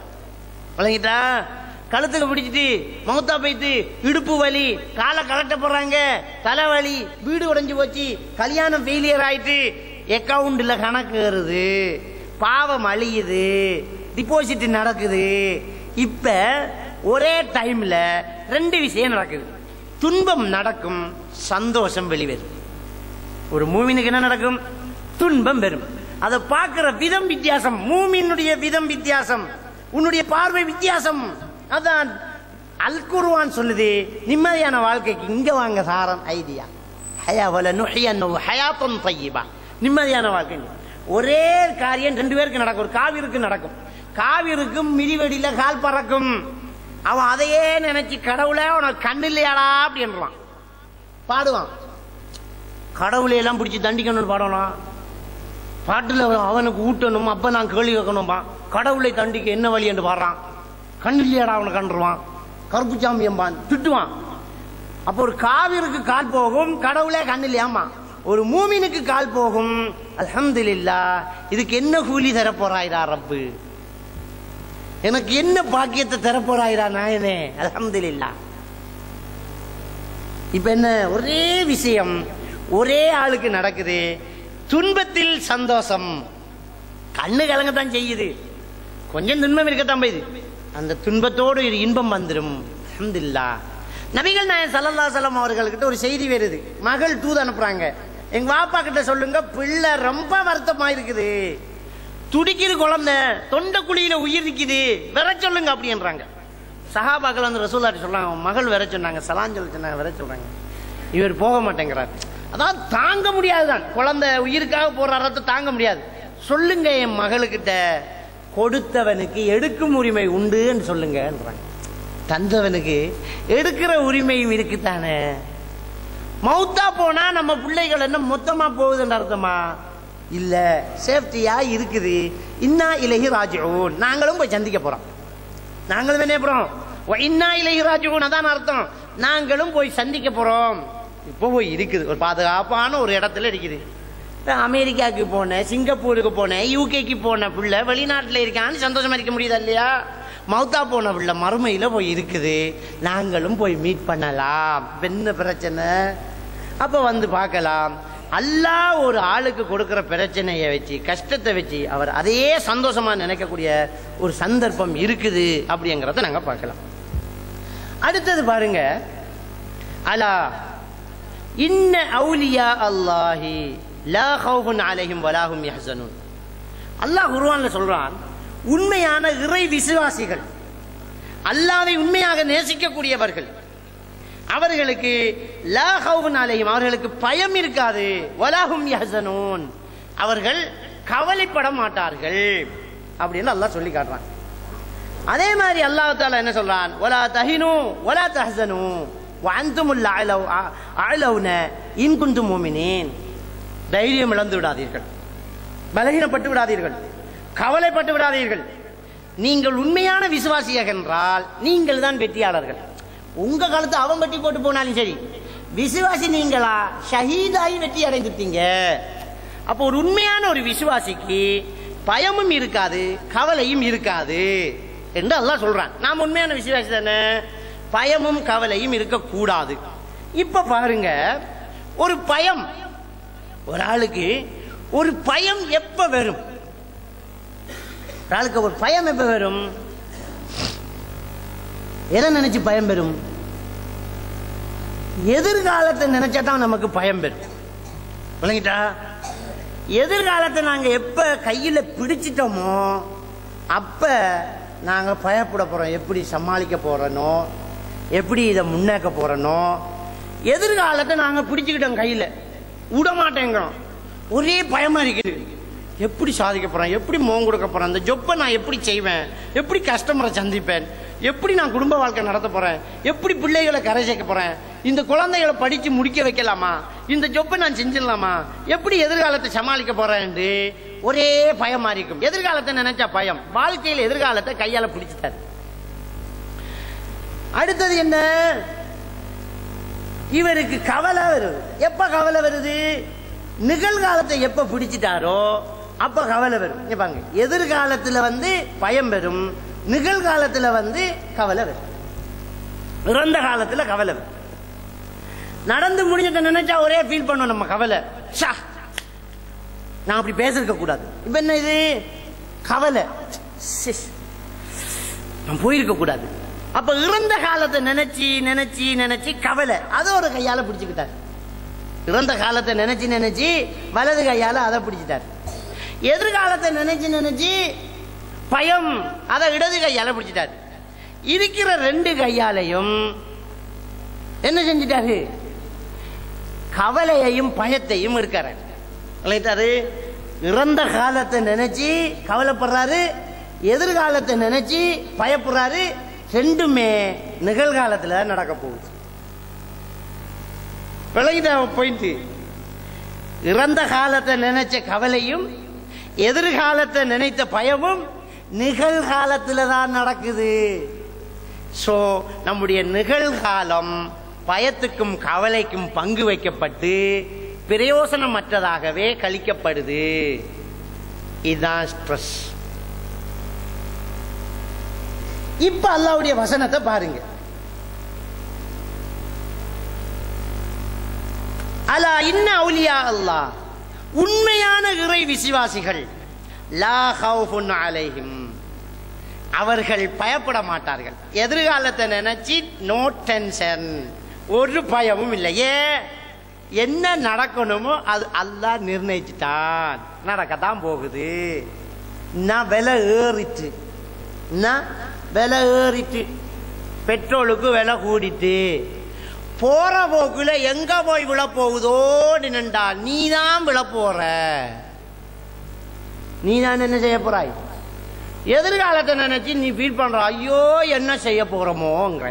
நான் கேட்கிறேன், நமக்கு புத்தி தெரிஞ்ச காலத்துக்கு விலை கூடினத்தை தான் கேள்விப்படுறோம் நம்ம நாட்டில், இல்லையா? விலை கூடுறது தான் கேள்விப்படுறோம். எங்க வாச்சும் ஒரு கண் காது குளிர ஒரு செய்தி, இன்று நள்ளிரவு முதல் பெட்ரோலுக்கு 10 ரூபாய் விலை குறைப்பு. கேள்விப்பட்டிக்கமா? இல்ல, எவனாச்சும் நாடகம் நடிச்சாத்தான், சரித்திரத்திலே நடக்காது. கூடிக்குத்தான் இருக்குது. நமக்கு புத்தி தெரிஞ்ச காலத்துக்கு விலை கூடுதே, நமக்கு புத்தி தெரிஞ்ச காலத்துக்கு எவனாச்சும் வசதி குறைஞ்சிக்கிட்டு போறானா? விலை கூடிக்குத்தான் போகுது. வாகனம் வித்துக்கிட்டு தான் இருக்குது, விலை கூடிக்குத்தான் போகுது. வீடு வளர்ந்துக்குத்தான் இருக்குது, விலை கூடிக்குத்தான் போகுது. இந்த பொக்கெட்ல ஒரு போன், இங்கால ஒரு பொக்கெட்ல போன், பெல் அடிக்கத்தான் செய்யுது. விலை கூடிக்குத்தான் போகுது. இன்டர்நெட் கனெக்ஷன் எடுக்கத்தான் செய்யுது, விலை கூடிக்குத்தான் போகுது. ஃபீடிங், வட்டிலப்பம், கேக்கு, ஐசிங் கேக்கண்டு விஷயம் நடந்துகிட்டு தான் இருக்குது. விலை கூடிக்கிட்டு தான் போகுது. வீட்டுல ஃப்ரிட்ஜ் அவனு வேண்டிக்கிட்டு தான் இருக்கிறாங்க. ஆறு பிச்சை எடுத்த விலை கூடி பிச்சை எடுத்தான் நம்ம நாட்டில் யாராவது இல்ல. அப்ப நீ ஏன் நீ எதிர்காலத்தை நினைச்சு பயப்படுறாய்? ஒரு மூமின் என்பவன் எதிர்காலத்தை நினைத்து பயப்பட மாட்டான். வலாஹும் யஹ்ஸனூன், நடந்து போனதை நினைச்சு அவன் கவலைப்படவும் மாட்டான். அல்லாஹ்ட நாட்டம் தானே நடந்து. நான் என்ன செஞ்சு, நான் ஒரு தட்டு தட்டினா அவன் மவுத்தா போய்த்தான். நான் என்ன, அல்லாஹ் ரூ எடுக்க மலைக்கு அனுப்பினேன், நான் தட்டி இருக்கேன். நானும் கையை வச்சேன், கரண்ட் போயிட்டு, அதுக்கு நானா போகாட்டி. அப்ப இதுல எந்த பிரச்சனையும் இல்லை அப்படிங்கிறத நாங்க புரிஞ்சு கொள்ளலாம். அப்ப ஒரு ஆளுக்கு கவலையும் பயமும் எதிர்காலத்தை பற்றியும் இறந்த காலத்தை பற்றியும் இருக்குது. ரெண்டையுமே நிகழ்காலத்துல தான் நடக்குது. நிகழ்காலம் என்பது பயத்துக்கும் கவலைக்கும் பங்கு வைக்கப்பட்டு பிரயோசனமற்றதா போயிட்டு இருக்குது. எனவே இந்த ரெண்டையும் முட்டுட்டு கையை காலி ஆக்கணும். இதையும் பிடிக்கிறத விட்டுட்டு நடந்து வச்சு விடு, நடக்க போறது நடக்கட்டும் விடு. இப்ப முயற்சியை சரியாக செய். நிகழ்காலத்துல நீ சரியா போவாப்பா, வெட்டி கடந்துட்டு போ, அசிங்கத்தை மிதிச்சிடாத. விலை கூடினா நிறுத்திடலாமா நாம போய்? இன்னும் 4 காசு சம்பாதிக்கிற வேலையை பார். பஞ்சம் வந்தா பழைய கடன் நினப்பு வரும் அம்பாங்க. ஒரு ஆளுக்கு பஞ்சம் வந்தா அதுல இருந்து மீள்றதுக்கு என்ன செய்யலாம்னு பார்த்து கடைசியா அடே அபுஜாலி 1000 ரூபாய் தரணும் அடிகோள். பஞ்சம் வந்தா பழைய கடன் நினப்பு வருமா, பிரச்சனை வந்தா மீள்றதுக்கான முயற்சி நடக்கும். இதை நாங்க தெளிவாக புரிஞ்சுக்கணும். இன்னொரு வகையில் நாங்க பார்க்கலாம். என்ன, இந்த உலகத்துல ஒரு பிரச்சனை, நாங்க சொன்ன மாதிரி ஒரு கிராமத்தை வந்து அறுத்து போட்டு பெய்தானுங்க. அறுத்து போட்டு போனவனுக்கு வழக்கு எஞ்சி வைக்கலாமா? அரைஞ்சிட்டான் ஒருத்தன் வீட்டுக்குள்ள பூந்து நல்லா சாத்திட்டான். நேர போலீஸ்ல போய் ஒரு என்ட்ரி வைப்போம். என்ன, 300 வீட்டுக்காரன் இரவு வந்து அடிச்சு போட்டான் சார், கையை உடஞ்சிட்டு. இங்க பாருங்க, நீங்க போய் ஹாஸ்பிட்டல்ல படுங்க, அவரை நாங்க ரிமாண்ட் பண்றோம்ன்றுவான். நீ படுப்பா, அவரை ரிமாண்ட் பண்ணி நீ வழக்கு பேசி 20,000 ரூபாய் வைத்திய செலவு, உழைக்காம இருந்ததுக்கு அதுக்கு ஒரு 20, 40 சபையில மன்னிப்பு கேளுண்டு ஆளையும் ஒரு 14 நாள் ரிமாண்ட் பண்ணி விட்டோன்னு ஒரு ரிலாக்ஸ். நமக்கு அடிக்கடி திருப்பி கொடுத்தா தானே நிம்மதி. பிள்ளைகள் போய் சுவரில் முட்டுப்பட்டாலும் உமாமார் என்ன செய்யற, சுவருக்கு 2 அடி அடிச்சா தான் புள்ள குளர்விய விடும். அதுல இருந்து ஸ்டார்ட் ஆகினது தான் இது. நமக்கு பிள்ளைய நெத்திய தராவி முத்தம் கொடுத்து சரியா போயிட்டுமா, ஒன்றுமில்லம்மா எல்லாம் செஞ்சிட்டோம். புள்ள அழகையே நிறுத்தாது. செவருக்கு போய் ஒரு அடி, பிள்ளைக்கு அடிப்பியான்னு ஒரு அடி அடிச்சோன்னு அது பிறகு புள்ள நல்லா அடிச்சுட்டா உமா, இனிமே தொட்டுப்பாரு, தொட்டு அது சுவரா வந்து அடிச்சது நீயா போய் முட்டினேன். நாம தான் போய் முட்டி போட்டு சொல்ற, நிலை அடிச்சுட்டு தலையில நிலை அங்கதான் இருந்த, தலை தான் போய் நிலையில அடிச்சேன். காலை கல் அடிச்சுட்டோம், கல்லுக்கு தான் நாம போய் உதைச்சேன். சொல்றது காலை கல் அடிச்சுட்டு, சட்டை கட்டையா போய்த்தோம். நீ தான்டா வளர்ந்த, சட்டை எப்பயாவது கட்டையாகுமா? நான் கேட்கிறேன், நீ தான் வளர்ந்த. அப்ப இது தெரியாம நாம வளர்ந்துகிட்டு இருக்கிறோம். அப்ப ஒரு பிரச்சனை என்று வந்தா பழி வாங்குதல் இருக்கணும். இதுக்கு கோர்ட்ல கேஸ் போடலாம். பக்கத்து வீட்டுக்காரன் கொத்தி போட்டு போனா கோர்ட்ல கேஸ் போடலாம். பயங்கரவாதி வந்து குண்டு போட்டா போலீஸ்ல போய் பயங்கரவாதிகள் குண்டு போட்டு விட்ட நாங்களும் அவர்களைத்தான் தேடுகிறோம். கண்டால் அறிவியுங்கள். இப்ப என்ன செய்யலாம்? நாம ஒன்றுமே செய்ய முடியாது. யாருக்கிட்ட பிரபாகரனை வழக்கு வைக்கலாமா? ஒண்ணு ஆப்கானிஸ்தான்ல குண்டு போறான், குண்டை போட்டு அறிக்கை விடுவான். அமெரிக்கா பதுங்கி இருக்கும் படுகொலி என்று நினைத்து குண்டு போட்டு விட்டோம் சொறி கேட்டுருவான். 10,000 பேர் செத்துருக்காங்க, உசிர் எடுத்து தரலாமா உனக்கு? இப்ப புஷ்ஷ பிடிச்சு அழைக்கலாமா? அமெரிக்கா ஜனாதிபதியை பிடிச்சி தாக்குதல் நடத்தலாமா? ஒன்றும் செய்ய இயலாது, சும்மா தான் நிற்கலாம். அப்ப இது எல்லாத்துக்கும் தான் தீர்ப்பு சரியா வழங்கணும். அல்லாஹ் இழப்புகளை சரியா தீர்ப்பு வழங்குறதுக்கு மறுமை என்கிற ஒன்றை வச்சிருக்கிறார். எனவே நமக்கு மரணம் என்கிற ஒன்று நியாயந்தாரத்துக்கு தந்த ஒரு பரிசுதான். அல்லாஹ் சொல்றான், குல்லு நஃப்ஸின் ராயிகத்துல் மௌத். நீங்க எல்லாரும் மௌத்தாக போறீங்க. இந்த கதையை கேட்டா நமக்கு பயம் பெறும். யாரா பிடிச்சி நீ மௌத்தாக போறோன்னு மௌத்தாகணும், அதை கூட அல்லாஹ் டென்ஷன் இல்லாம தான் தாரான் நமக்கு. நீங்க எல்லாரும் மௌத்தாக போறீங்கன்றான். இது ஒரு பேட் நியூஸ் தானே? இது எல்லாரும் மௌத்தாக போறீங்கிற ஒரு பேட் நியூஸ் தானே? இல்லைங்கிறான் அல்லாஹ். இது ஒரு சந்தோஷமான ஒரு தகவல் உங்களுக்கு. ஏன் சந்தோஷம் தெரியுமா?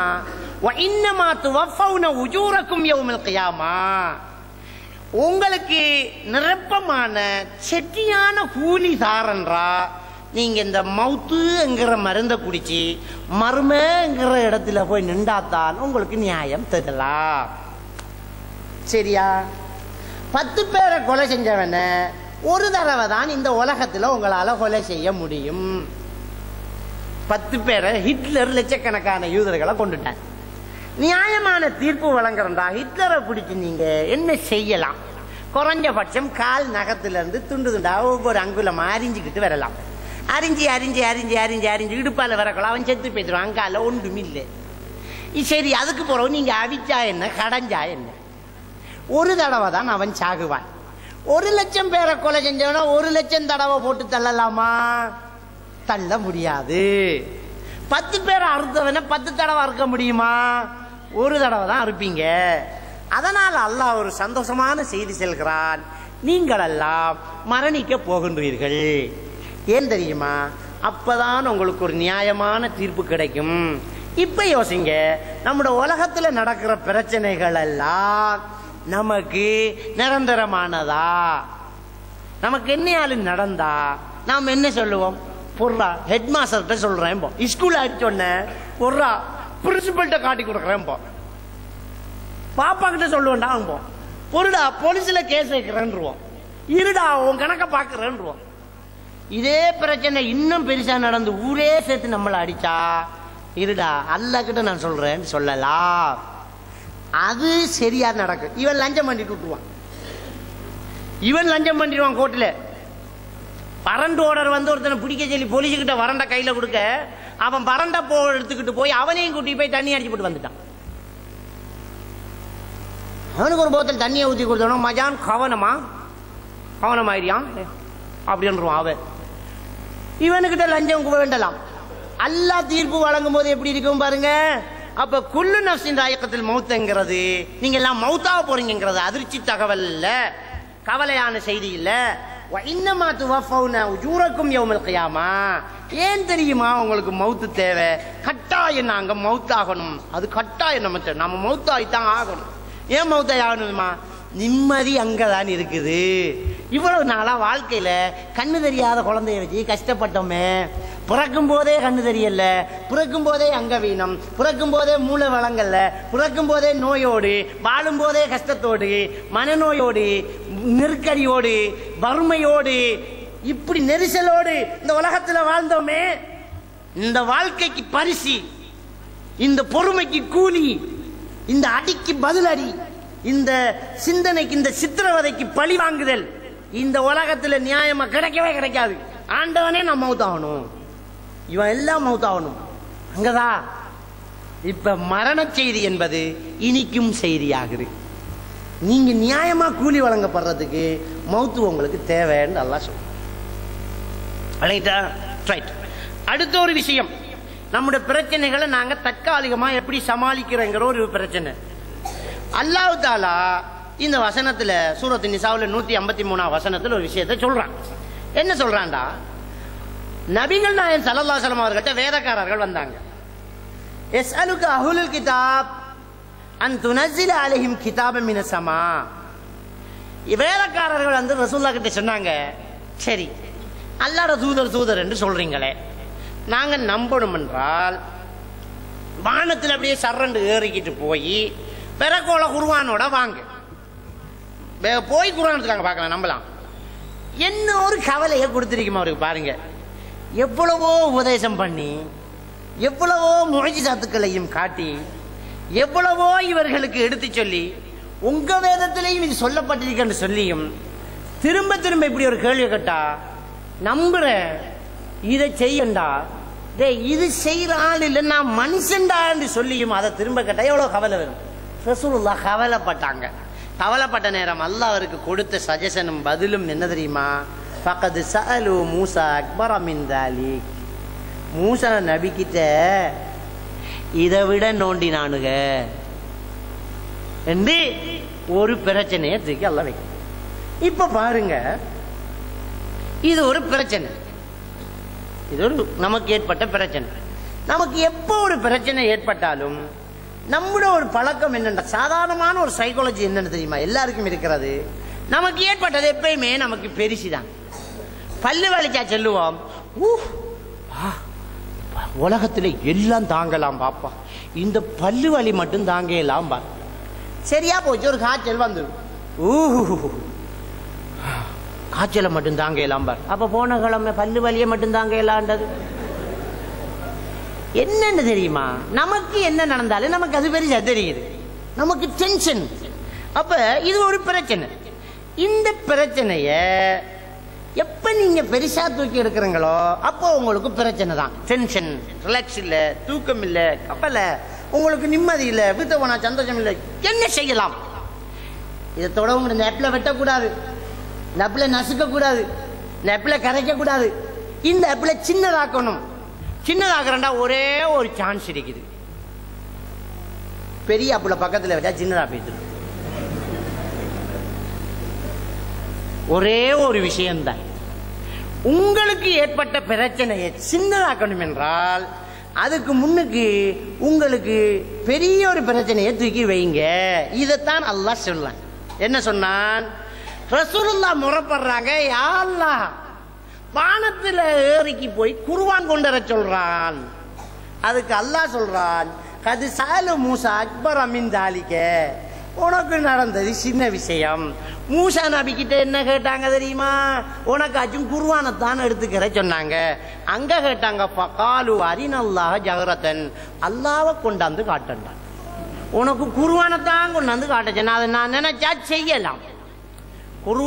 ரசூலுல்லாஹ்வை மீராஜ் எடுத்து அல்லாஹ்க்கு ரசூலுல்லாஹ்வை வானத்தில் உயர்த்தி குர்ஆனை கையில கொடுத்து திருப்பி அனுப்புற பெரிய வேலையா? உனக்கு இதை தான் பாப்பா கேட்ட. மூசா நபி கிட்ட குர்ஆன் இல்ல, அல்லாஹ்வை கொண்டாந்து காட்டு சொன்ன எண்ணத்தோட ரசூலுல்லாஹ்க்கு நடந்த இந்த பிரச்சனை சின்னதாகுது. அப்பாடா, அப்ப நாம வாழலாம். இப்ப என்ன பிரச்சனை தெரியுமா? நம்முட பிரச்சனைய நாங்க தலைக்கு மேல தூக்கி வச்சுட்டு அவர் கதைச்சிட்டார், நமக்கு அவர் கதைச்சிட்டார். எப்படி கதைப்பார் அவர்? எப்படி நமக்கு இது நடக்கலாம்? திரும்பி பாரு, பெரிய பெரிய பிரச்சனையோட மக்கள் வாழ்றாங்க. அதனாலதான் ரசூலுல்லாஹி ஸல்லல்லாஹு அலைஹி வஸல்லம் அவங்க சொல்றாங்க, உன்துரு இலா மன் அஸ்ஃபல மின்கும், உங்களை விட கீழ்நிலையில் இருப்பவர்களை பாருங்கள். வலா தந்துரு இலா மன் ஹுவ ஃபௌகக்கும், உங்களுக்கு மேல இருக்கிறால பார்க்காதீங்க, உங்களால தாங்க முடியாது. விளங்கிட்டா? எப்பவுமே ஒரு இயற்கை என்ன தெரியுமா? நீங்க ரோட்டால போகும்போது ஒரு ஆளு ஒரு ரோட்ட ஓரத்தில் பிச்சை எடுத்துக்கிட்டு இருக்குது, கொசி மொக்கிது, யானைக்காலு, கண்ணு தெரியல, கஷ்டத்தோட இருக்காருங்கும் போது பார்த்த உடனே நீங்க சொல்றது அவருக்கு துவாவா உங்களுக்கு துவாவா? உடனே ஆண்டவனே இந்த மனுஷனுக்கு ஏன் நடந்தது யாருமே சொல்ல மாட்டோம். உடனே நாம சொல்றது அல்ஹம்துலில்லாஹ், அல்லாஹ் என்னை எப்படி சிறப்பா படைச்சிக்கான்னு. அப்படித்தானே வெறும் எல்லாருக்கும். அப்ப அதனாலதான் அல்லாஹ் சொல்றான், மேல இருக்கிறாக்களை பார்க்காதீங்க பாப்பா. ஒண்டா படிச்சோம், கார்ல போறான், நாமளும் படிச்சோம். இதுக்கு நாம தான் ஸ்கூல் பெஸ்ட், 2வது வந்த சரித்திரமே கிடையாது. பின்னுக்கு இருந்துக்கிட்டு நான் முட்டை வாங்கி வாங்கி இருந்தவன் இப்போ பென்ஸு காரில் போகிறான். ஊட்ட போனோன்னு ஒரு மாதிரியாக உட்காருவார். கொண்டாட்டி வந்து என்ன ஒரு சாதியாக இருக்கு, என்னன்னா ஒன்றும் இல்லை, என்ன ஒரு சாதியாக இருக்க, என்ன வாப்பா ஒன்றும். அப்போ ஏன்னு ஒரு மாதிரியாக இருக்கு, ஒரு மாதிரியாக இருக்கு. நிம்மதியாக இருக்குமா? இவருக்கு இதை கண்டுட்டார். நம்மளோட அண்ணடா இவனும் படிச்சேன், இவனுக்கு எங்க இருந்து வந்த காரு வேண்ட. இப்படியே அடுத்த தெருவால போய் நம்மளோட படிச்சவன் பிச்சை எடுத்துக்கு நிற்கான், பொட்டி கடை வச்சுக்கு நிற்கான், தேங்கோழல் விற்கான், கச்சாங்கொட்டை விற்கான், பருத்தி விற்கான், ரோட்டில் வேலை செய்கிறான், ரோட்டு வேலை செய்கிறான், டீக்கடையில் டீ அடிக்கான். பாரு அல்ஹம்துலில்லாஹ். என்ன உனக்கு சின்ன கேட்டையாடா நீ, என்ன வில்லடா நீ, சந்தோஷம் வந்துடுமா பாருங்க. எனவே உங்களோட பிரச்சனையோட இன்னொரு ஆளை பிரச்சனையை வச்சுட்டான் அதை சின்னதாக்கலாம், உங்களோட நியமத்துக்களை இன்னொரு ஆளை நியமத்தோட வச்சுட்டான் அதை பெரிசாக்கலாம். விளங்கிட்டோம்?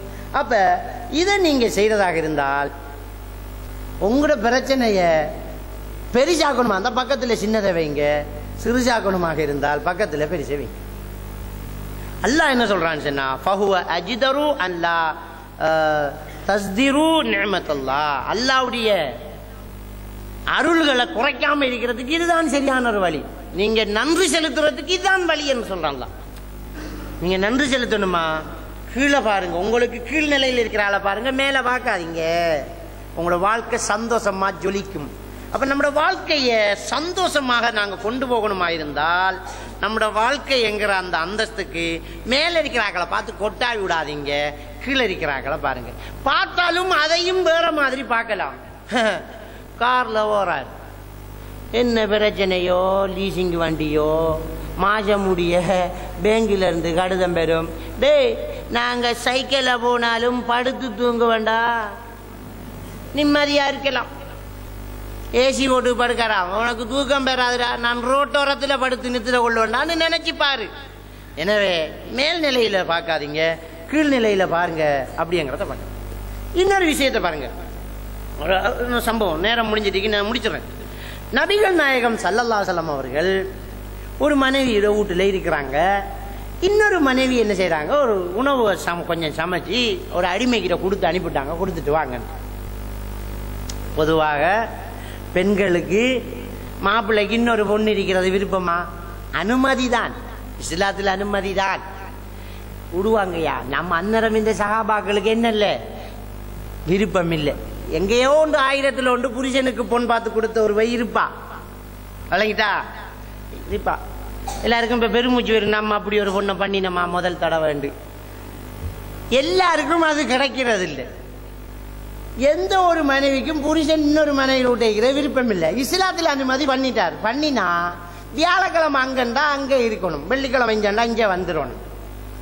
இங்கே இருக்கும்போது அந்த பொண்டாட்டி சாப்பாடு அனுப்பினோன்னு இருக்கிறவருக்கு கோபம் வந்துட்டு, அட நாளைக்கு தானே உண்ட வீட்டுக்கு வேற போறாரு, அதுக்கிடையில ரொட்டி சுட்டு அனுப்பணுமா?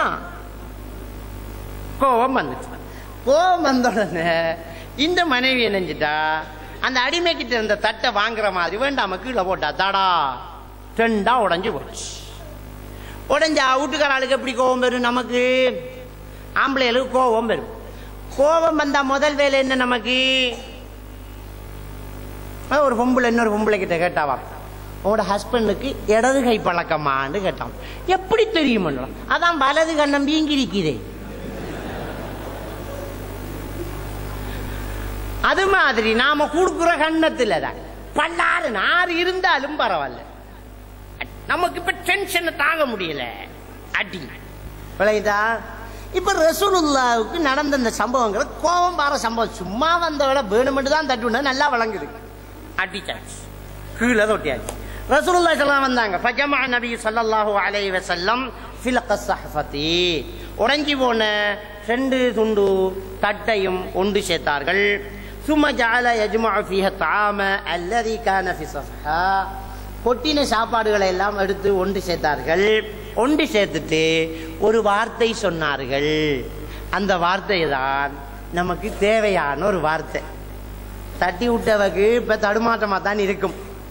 ஆயத்தப்படுத்தி ஆரம்பிச்சு விட்டு போட்டு பின் விளைவை எதிர்பார்க்கிறது தான். கதைக்க கொலை கரைக்கிற கோபத்தில் கதைச்சு போட்டு லேடிஸ் எதிர்பார்க்கும் அடி ஒன்று வர போகுதுண்டு. வந்தாலும் பரவாயில்ல, கதைக்கிறேன் கதைக்கிறது. இப்ப அவங்களும் எதிர்பார்த்துட்டு இருக்கிறாங்க. வீட்டை சஹாபாக்கள் இருக்கிறாங்க. இது இன்னொரு பிரச்சனை. ஒத்தருமில்லாத நேரம் நமக்குள்ள மோதல் வந்தா பிரச்சனை இல்லை. ஆக்களுக்குள்ள வச்சு புருஷன் பொண்டாட்டி தகராறு வந்தோடனே அவமானம் இன்னொரு பக்கம் வந்துடும். ஆக்களை வச்சுக்கிட்டு அதுலயும் அசரத்துற பொண்டாட்டி இப்படி கதைக்கலாமான்னு நம்ம ஆக்கள் கோவிக்கிறேன். அசரத்துற பொண்டாட்டி வானத்துல வாஞ்சி வந்தா அது எப்படி ஒரு மௌலவிட வைஃப், அது எப்படி அது மௌலவிட வைஃப் பொம்புலான மௌலவியே ஆம்புலானடாவாப்பா. அவர் என்ன அல்லாஹ்வுடைய தூதருடைய மனைவி இப்படி செய்யலாமா என்ற பார்வையோட சஹாபாக்கள் வீட்டில் இருந்தாங்கிறதுக்கு இந்த வார்த்தை தான் ஆதாரம். என்ன, உங்களுடைய தாய் என்ற ஒரு வார்த்தையை பாவிச்சு முன்னிலையில பேசிட்டாங்க. சஹாபாக்களும் இருக்கிறாங்க, ஆயிஷா நாயம் இருக்கிறாங்க. ஒரு பேச்சும் இல்லை. மேசாம மனுஷன் பாரார், உடஞ்ச தட்டை சேர்க்கார், சாப்பாட்டை எடுத்து வைக்கார். வச்சு போட்டு ஒரு வார்த்தை சொன்னார், உம்முக்கும். இருந்த சஹாபா பொண்டாட்டிக்கிட்ட கதைக்கப்படா, சூடாரிக்கா பொண்டாட்டி சூடாரிக்கா. இருந்த சஹாபாக்களுக்கு நபியுடைய மனைவி யாரு? தாய், மூமின்களின் தாய். நமக்கெல்லாம் நபியுடைய மனைவி யாரு? உம்மஹாத்துல் மூமின் தானே, மூமின்களின் தாய். இருந்த சஹாபாக்கள் சொன்னாங்க, காரத் உம்முக்கும், உங்களோட தாய்க்கு ரோஷம் வந்துட்டு வேற ஒன்றும் இல்லைன்னாங்க. இதுதான் சஜஷன், இதுதான் மருந்து. இப்ப நீங்க ஓங்கி அடிக்க தேவையில்லை. விளங்கிட்டா? இதுல ஒரு பிரச்சனை இருக்கு. என்ன தெரியுமா, எப்பயுமே நல்லதை நம்மளோடையும் கூடாத இன்னொரு ஆளோடையும் சேர்ப்போம். நமக்கு பொம்பளைகிட்ட தெரியும், உங்களோட வீட்டுக்குள்ள உங்களோட பிள்ளைகள் ஏதாவது திறமையா ஒரு துவா சொல்லிட்டா பொண்டாட்டி என்ன சொல்லுவா உங்கள்கிட்ட, என்ற பிள்ளை எப்படி ஓதுதுண்டு வாருங்கள. அப்ப நாங்க அதுல சம்பந்தம் இல்லையோ? அப்படித்தானே சொல்றேன். என்ற புள்ள எப்படி ஓதுதுன்னு பாருங்க. நாம கேட்கணும், ஹலோ இதுல நாங்களும் சம்பந்தப்பட்டிருக்கோம். பர்த் சர்டிபிகேட்ல எங்கட பேர் தான் முதல். என்னையாலும் புள்ள குழப்பாடி பண்ணி நான் என்ன சொல்றது தெரியுமா, உங்களோட புள்ள படுத்துற கரைச்சல கொஞ்சம் பாருங்க. அதுல நீங்க சம்பந்தம் இல்லையோ? விளங்கிட்டா? போய் பிரச்சனை வந்தா நம்மள தலையில கட்டி விடுவாங்க. நல்லதுண்டா நம்மளே தூக்கி வச்சுக்குவாங்க அவங்க. இதான் நடக்குது. இப்ப உங்களோடு சேர்த்து வச்சா உங்களோட பிரச்சனை. சஹாபாக்கள சிந்தனை என்ன? நபியுடைய மனைவி இப்படி செய்யலாமான்றதானே. ரசூல்லா தலையை கலட்டி அவங்களுக்கே வச்சுட்டாங்க.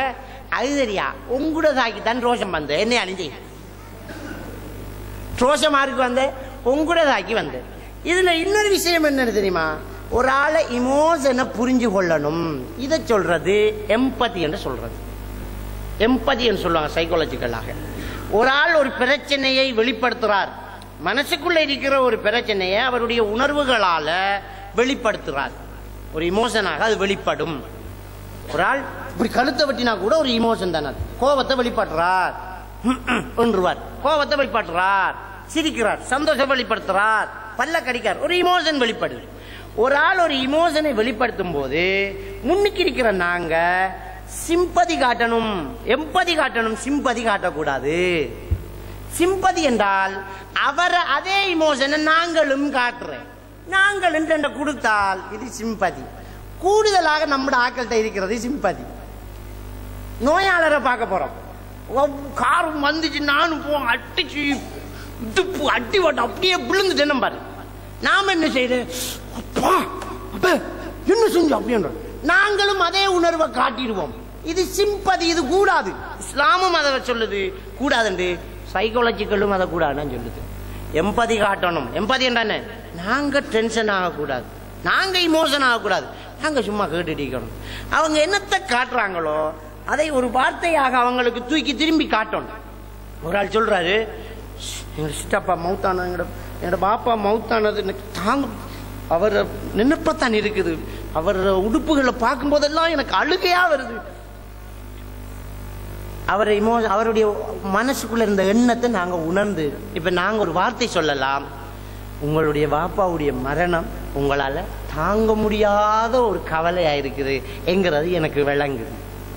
இதுதான் எம்பதி, இதுதான் எம்பதி.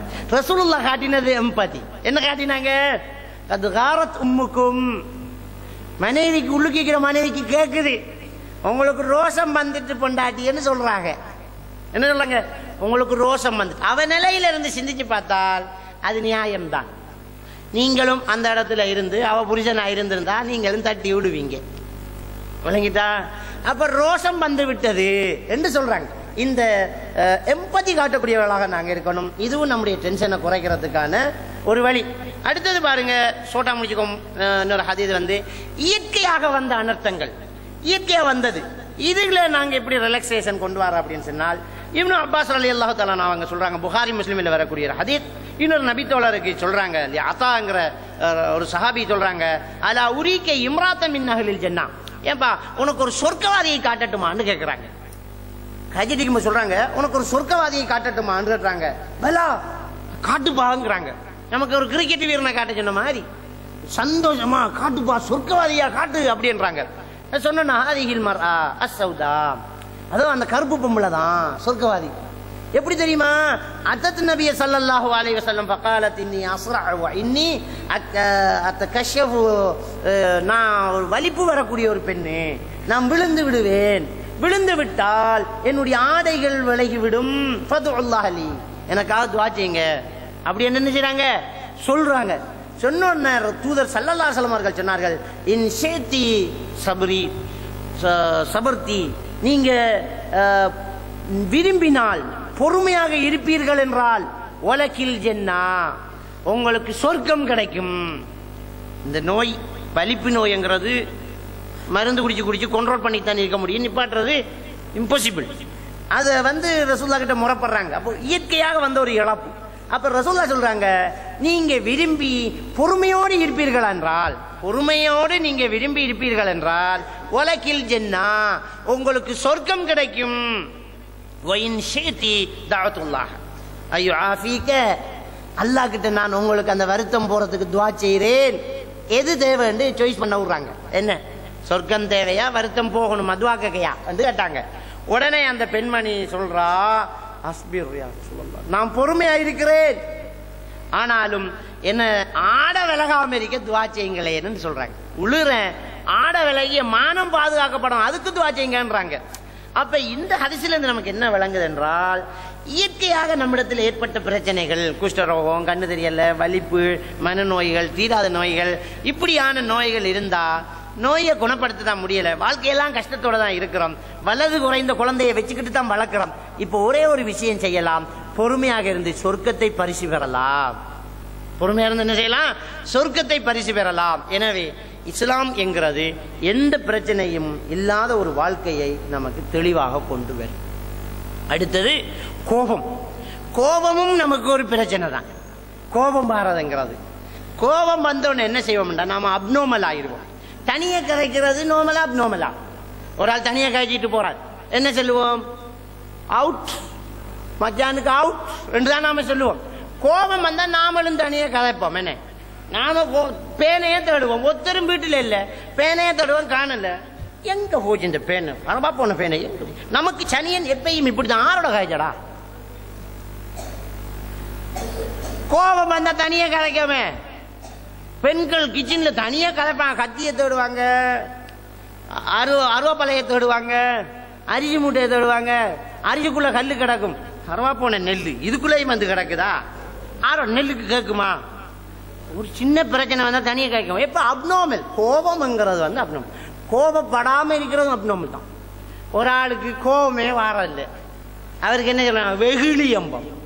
நினைஞ்சாலும் கோபம் பெறாது. உமாவோட சாப்பிடுயா, வாப்பாவோட சாப்பிட தேவையில்லையா, சாப்பிட தேவையில்லை, இதுக்குன்னு சொல்ற அப்நார்மல் தான். கோபம் பெற தம்பணும்.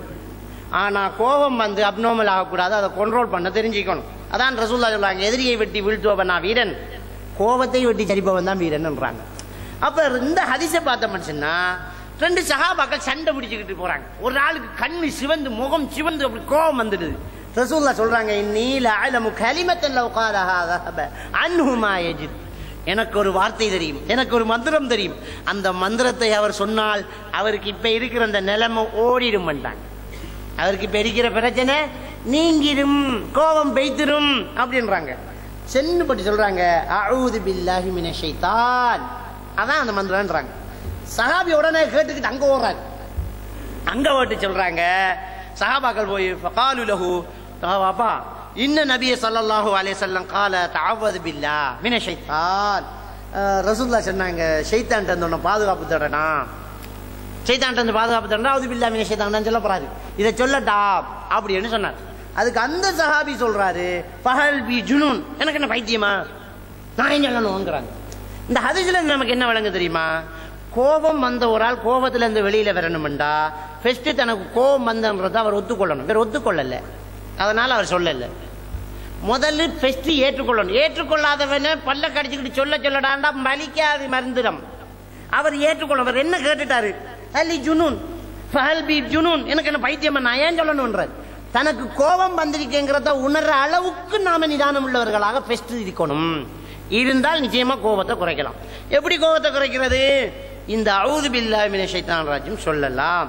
அஊது பில்லாஹி மினஷ் ஷைத்தான். இன்னொன்று என்ன கோபத்தை குறைக்கிறதுக்கு?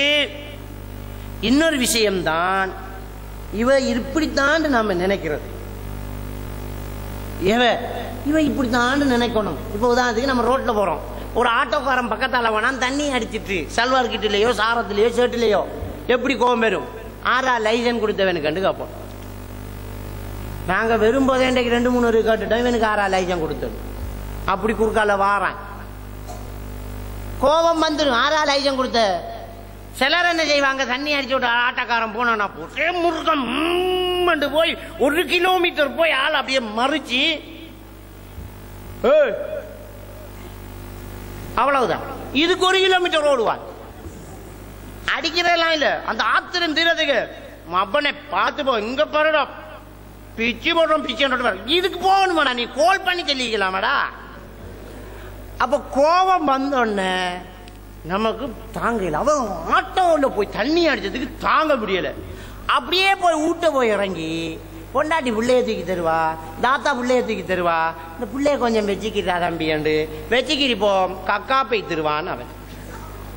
ஆட்டோக்காரன் தண்ணி அடிச்சதுக்கு 1 கிலோமீட்டர் விரட்டி போய் மவனே அப்படின்ட்டு வந்தோமே, பிள்ளை கக்கா போய்த்து ஓடல கைக்குள்ளான்னு இருக்கி கழுத்தை பிடிச்சி நைச்சமா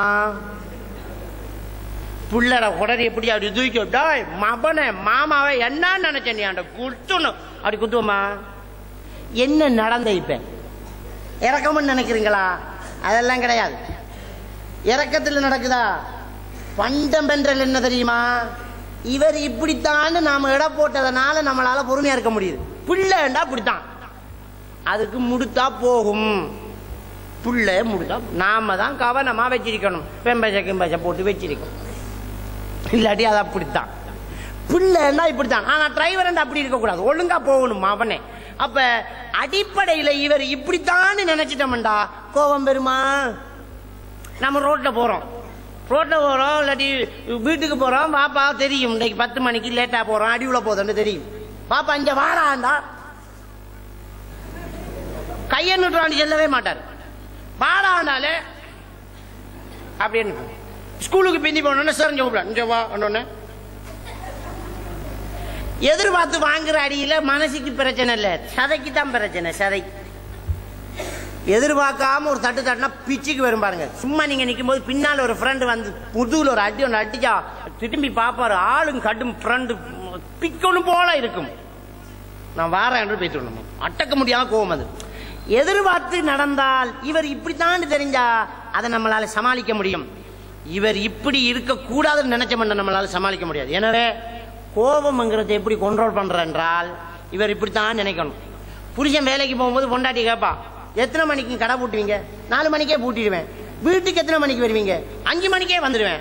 6 மணிக்கு உங்க உமாக்கு போவோமா, உங்க உமா வீட்டுக்கு போவோமா, மாமி வீட்டுக்கு போமா, 6 மணிக்கு போமா, ஓ வைத்திரலாமேன்னு வைத்திருவாரு மனுஷன்.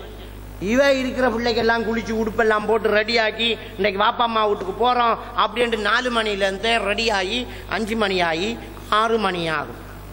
பிள்ளை வந்து எப்பமா போவோம்னா பிள்ளைக்கு ஒரு வடை, பாப்பா அம்மாவும் நீ படி பிள்ளை படுத்துருங்க. 7 மணி ஆகும். போட்டுக்கு இருந்த அபாய கலட்டி ஒரு வீசி முன்னுக்கு சோபா செட்ல அபாய கிடக்கும். 8 மணி ஆகும், மச்சான் வரவே இல்லை. 9 மணி ஆகும், சாப்பிடவே மாட்டா. 10 மணி ஆகும், படுத்து தூங்கிடுவா. ஆஜியார் வெறுவார். 10 நடு வீட்டுக்கு ஒரு அபாய கிடக்கும், விளங்கிடும். நான் வச்சிடிக்கு கொட்டிக்கிட்டு படுங்கம்பா, நீ சாப்பிட எனக்கு ஒன்றும் தேவையில்லை, எனக்கு ஒரு மண்ணும் தேவையில்லை. நீங்களாச்சும் உங்களோட பிள்ளையாச்சு நான் சோறு இருக்கு கறி இருக்கு நான் ஊடி இருக்கு, பிரச்சனை ஆயிரும். ஸ்டார்ட். என்ன நடந்த 5 மணிக்கு வருவார் என்று நினைச்சு வரல, அவ்வளவுதான். இதே சம்பவத்தை கொஞ்சம் ரிப்பீட் ரிவேஸ்ல போய் திரும்ப வருவோம். புருஷன்டா இப்படித்தான்டா ஏற்கனவே ஐடியா வந்தால் 5 மணிக்கு வரீங்களாவோ வந்தா கண்டுக்கிறான்னு மனசுக்குள்ள நினைச்சுக்கிட்டு இவ என்ன செய்வா? இவர் இப்படித்தான் 5 மணி எம்பார். இவனுடைய ஆளும் தர்க்கம் போகும். நேரம் விரல் ஆட்டுறதா மடக்கிறதான்ற சண்டை போகும். மவுலுது ஓதலாமா ஓதலையாண்ட ஒரு சண்டை. சும்மா பள்ளிக்கு போனா தொழில் போட்டு அடுத்த தொழுகை வரைக்கும் பிரச்சனை போகும். இவர் வந்தா தானே, வந்தாலும் வரலாம், வராம விட்டாலும் விடலாம். ரெண்டா பிள்ளைக்கு உடுப்பை போட்டு போய் வச்சாலும் சொல்ல மாட்டா, வாப்ப மாட்டா போறாண்டு. அபாய ஐம்பண்ணி வச்சாலும் போட மாட்டா, கொழி வைப்பா, வந்தா போறது. 5 மணி வரலண்டா கள்ளம் வேலையை காட்டிட்டான்னு சிரிப்பா. 6 மணி வரலண்டா இவனோட எப்படி குடும்பம் நடத்துறன்னு சிரிப்பா. 8 மணி 9 மணி 10 மணி வந்தோடனே சிரிப்பு தான் பெரும், கோபம் பெறாது. வாங்க நல்லா வந்து கிழிச்சி இல்லைன்றோடனே அன்றைக்கு எல்லா நாளையும் விட கொஞ்சம் சந்தோஷம் மாதிரி. ஒரே சப்ஜெக்ட் தான். இவர் இப்படித்தான் நினைச்சா ஹாப்பி என்ஜாய். இவர் சரியா இருக்கணும்னு நினைச்சா பிரச்சனை கொழுகள். இது ஆம்பளைக்கு தான் பொம்பளைக்கு தான். பொம்பளை விஷயத்துல ஆம்பளை கோவப்படுறது. இவ இப்படித்தான் நம்மளோட கொண்டாட்டி இப்படித்தான் நினைச்சா கேட்டுக்கு இருக்கலாம் தான். கண்ணத்தை வீங்க வைக்கலாமா, உனக்கு இடது கை பழக்கம் வேண்டது ஊருக்கு தெரியக்கூடாது. எனவே இப்படியாக நாங்கள் கோபத்தை கண்ட்ரோல் பண்றதுக்கு ஒரு சில விஷயங்கள் இருக்கின்றது. இறுதியாக இந்த ஹதீஸை பார்ப்போம். நபிகள் நாயகம் ஸல்லல்லாஹு அலைஹி வஸல்லம் அவர்கள் இப்னு அப்பாஸ் ரலியல்லாஹு தஆலா அவர்கள் சின்ன வயசாக இருக்கும்போது சொல்கின்றார்கள், வஅலம் அன்னல் உம்மத லவ் இஜ்தமஅத் அலா ஐ யன்ஃபஉக பிஷைஇன் லம் யன்ஃபஉக இல்லா பிஷைஇன் கத் கதபல்லாஹு லக். சொல்றாங்க, மகனே, சின்ன குழந்தை சொல்லாங்க, இந்த உலகத்தில் உள்ள அவ்வளவு பேரும் ஒன்று சேர்ந்து உனக்கு ஏதாவது ஒரு உதவி செய்ய முயற்சி செய்தாலும் அல்லாஹ் எதை எழுதலையோ அதை உனக்கு செய்ய முடியாது. உலகத்தில் உள்ள அவ்வளவு பேரும் ஒன்று சேர்ந்து உனக்கு ஒரு கெடுதி செய்ய நினைத்தாலும் அல்லாஹ் எதை எழுதலையோ அதை உனக்கு செய்ய முடியாது. அப்ப நமக்கு எதிராக சூழ்ச்சி செய்றாங்களா, பயப்படாதீங்க. அல்லாஹ் நாடாத எந்த சூழ்ச்சியும் இவங்களால நமக்கு செய்ய முடியாது. அதுல இருந்து நம்ம தப்பிக்கிட்டே இருப்போம். நீங்க எவ்வளவு திறமையாக ஒரு முயற்சியை செஞ்சுட்டு போனாலும் சந்தோஷம் ஓவரா பண்றாதீங்க. அல்லாஹ் உங்களுக்கு இதுல வெற்றி இல்லைன்னு நாடினால் எல்லாரும் சேர்ந்து ஹெல்ப் பண்ணாலும் நீங்க பாஸ் ஆக மாட்டீங்க. இந்த விளக்கம் திருமிதியில் வரக்கூடிய ஒரு ஹதீஸை சொல்லி முடித்துக் கொள்கின்றேன். வாஹர் தாவானா அல்ஹம்துலில்லாஹி ரப்பில் ஆலமீன்.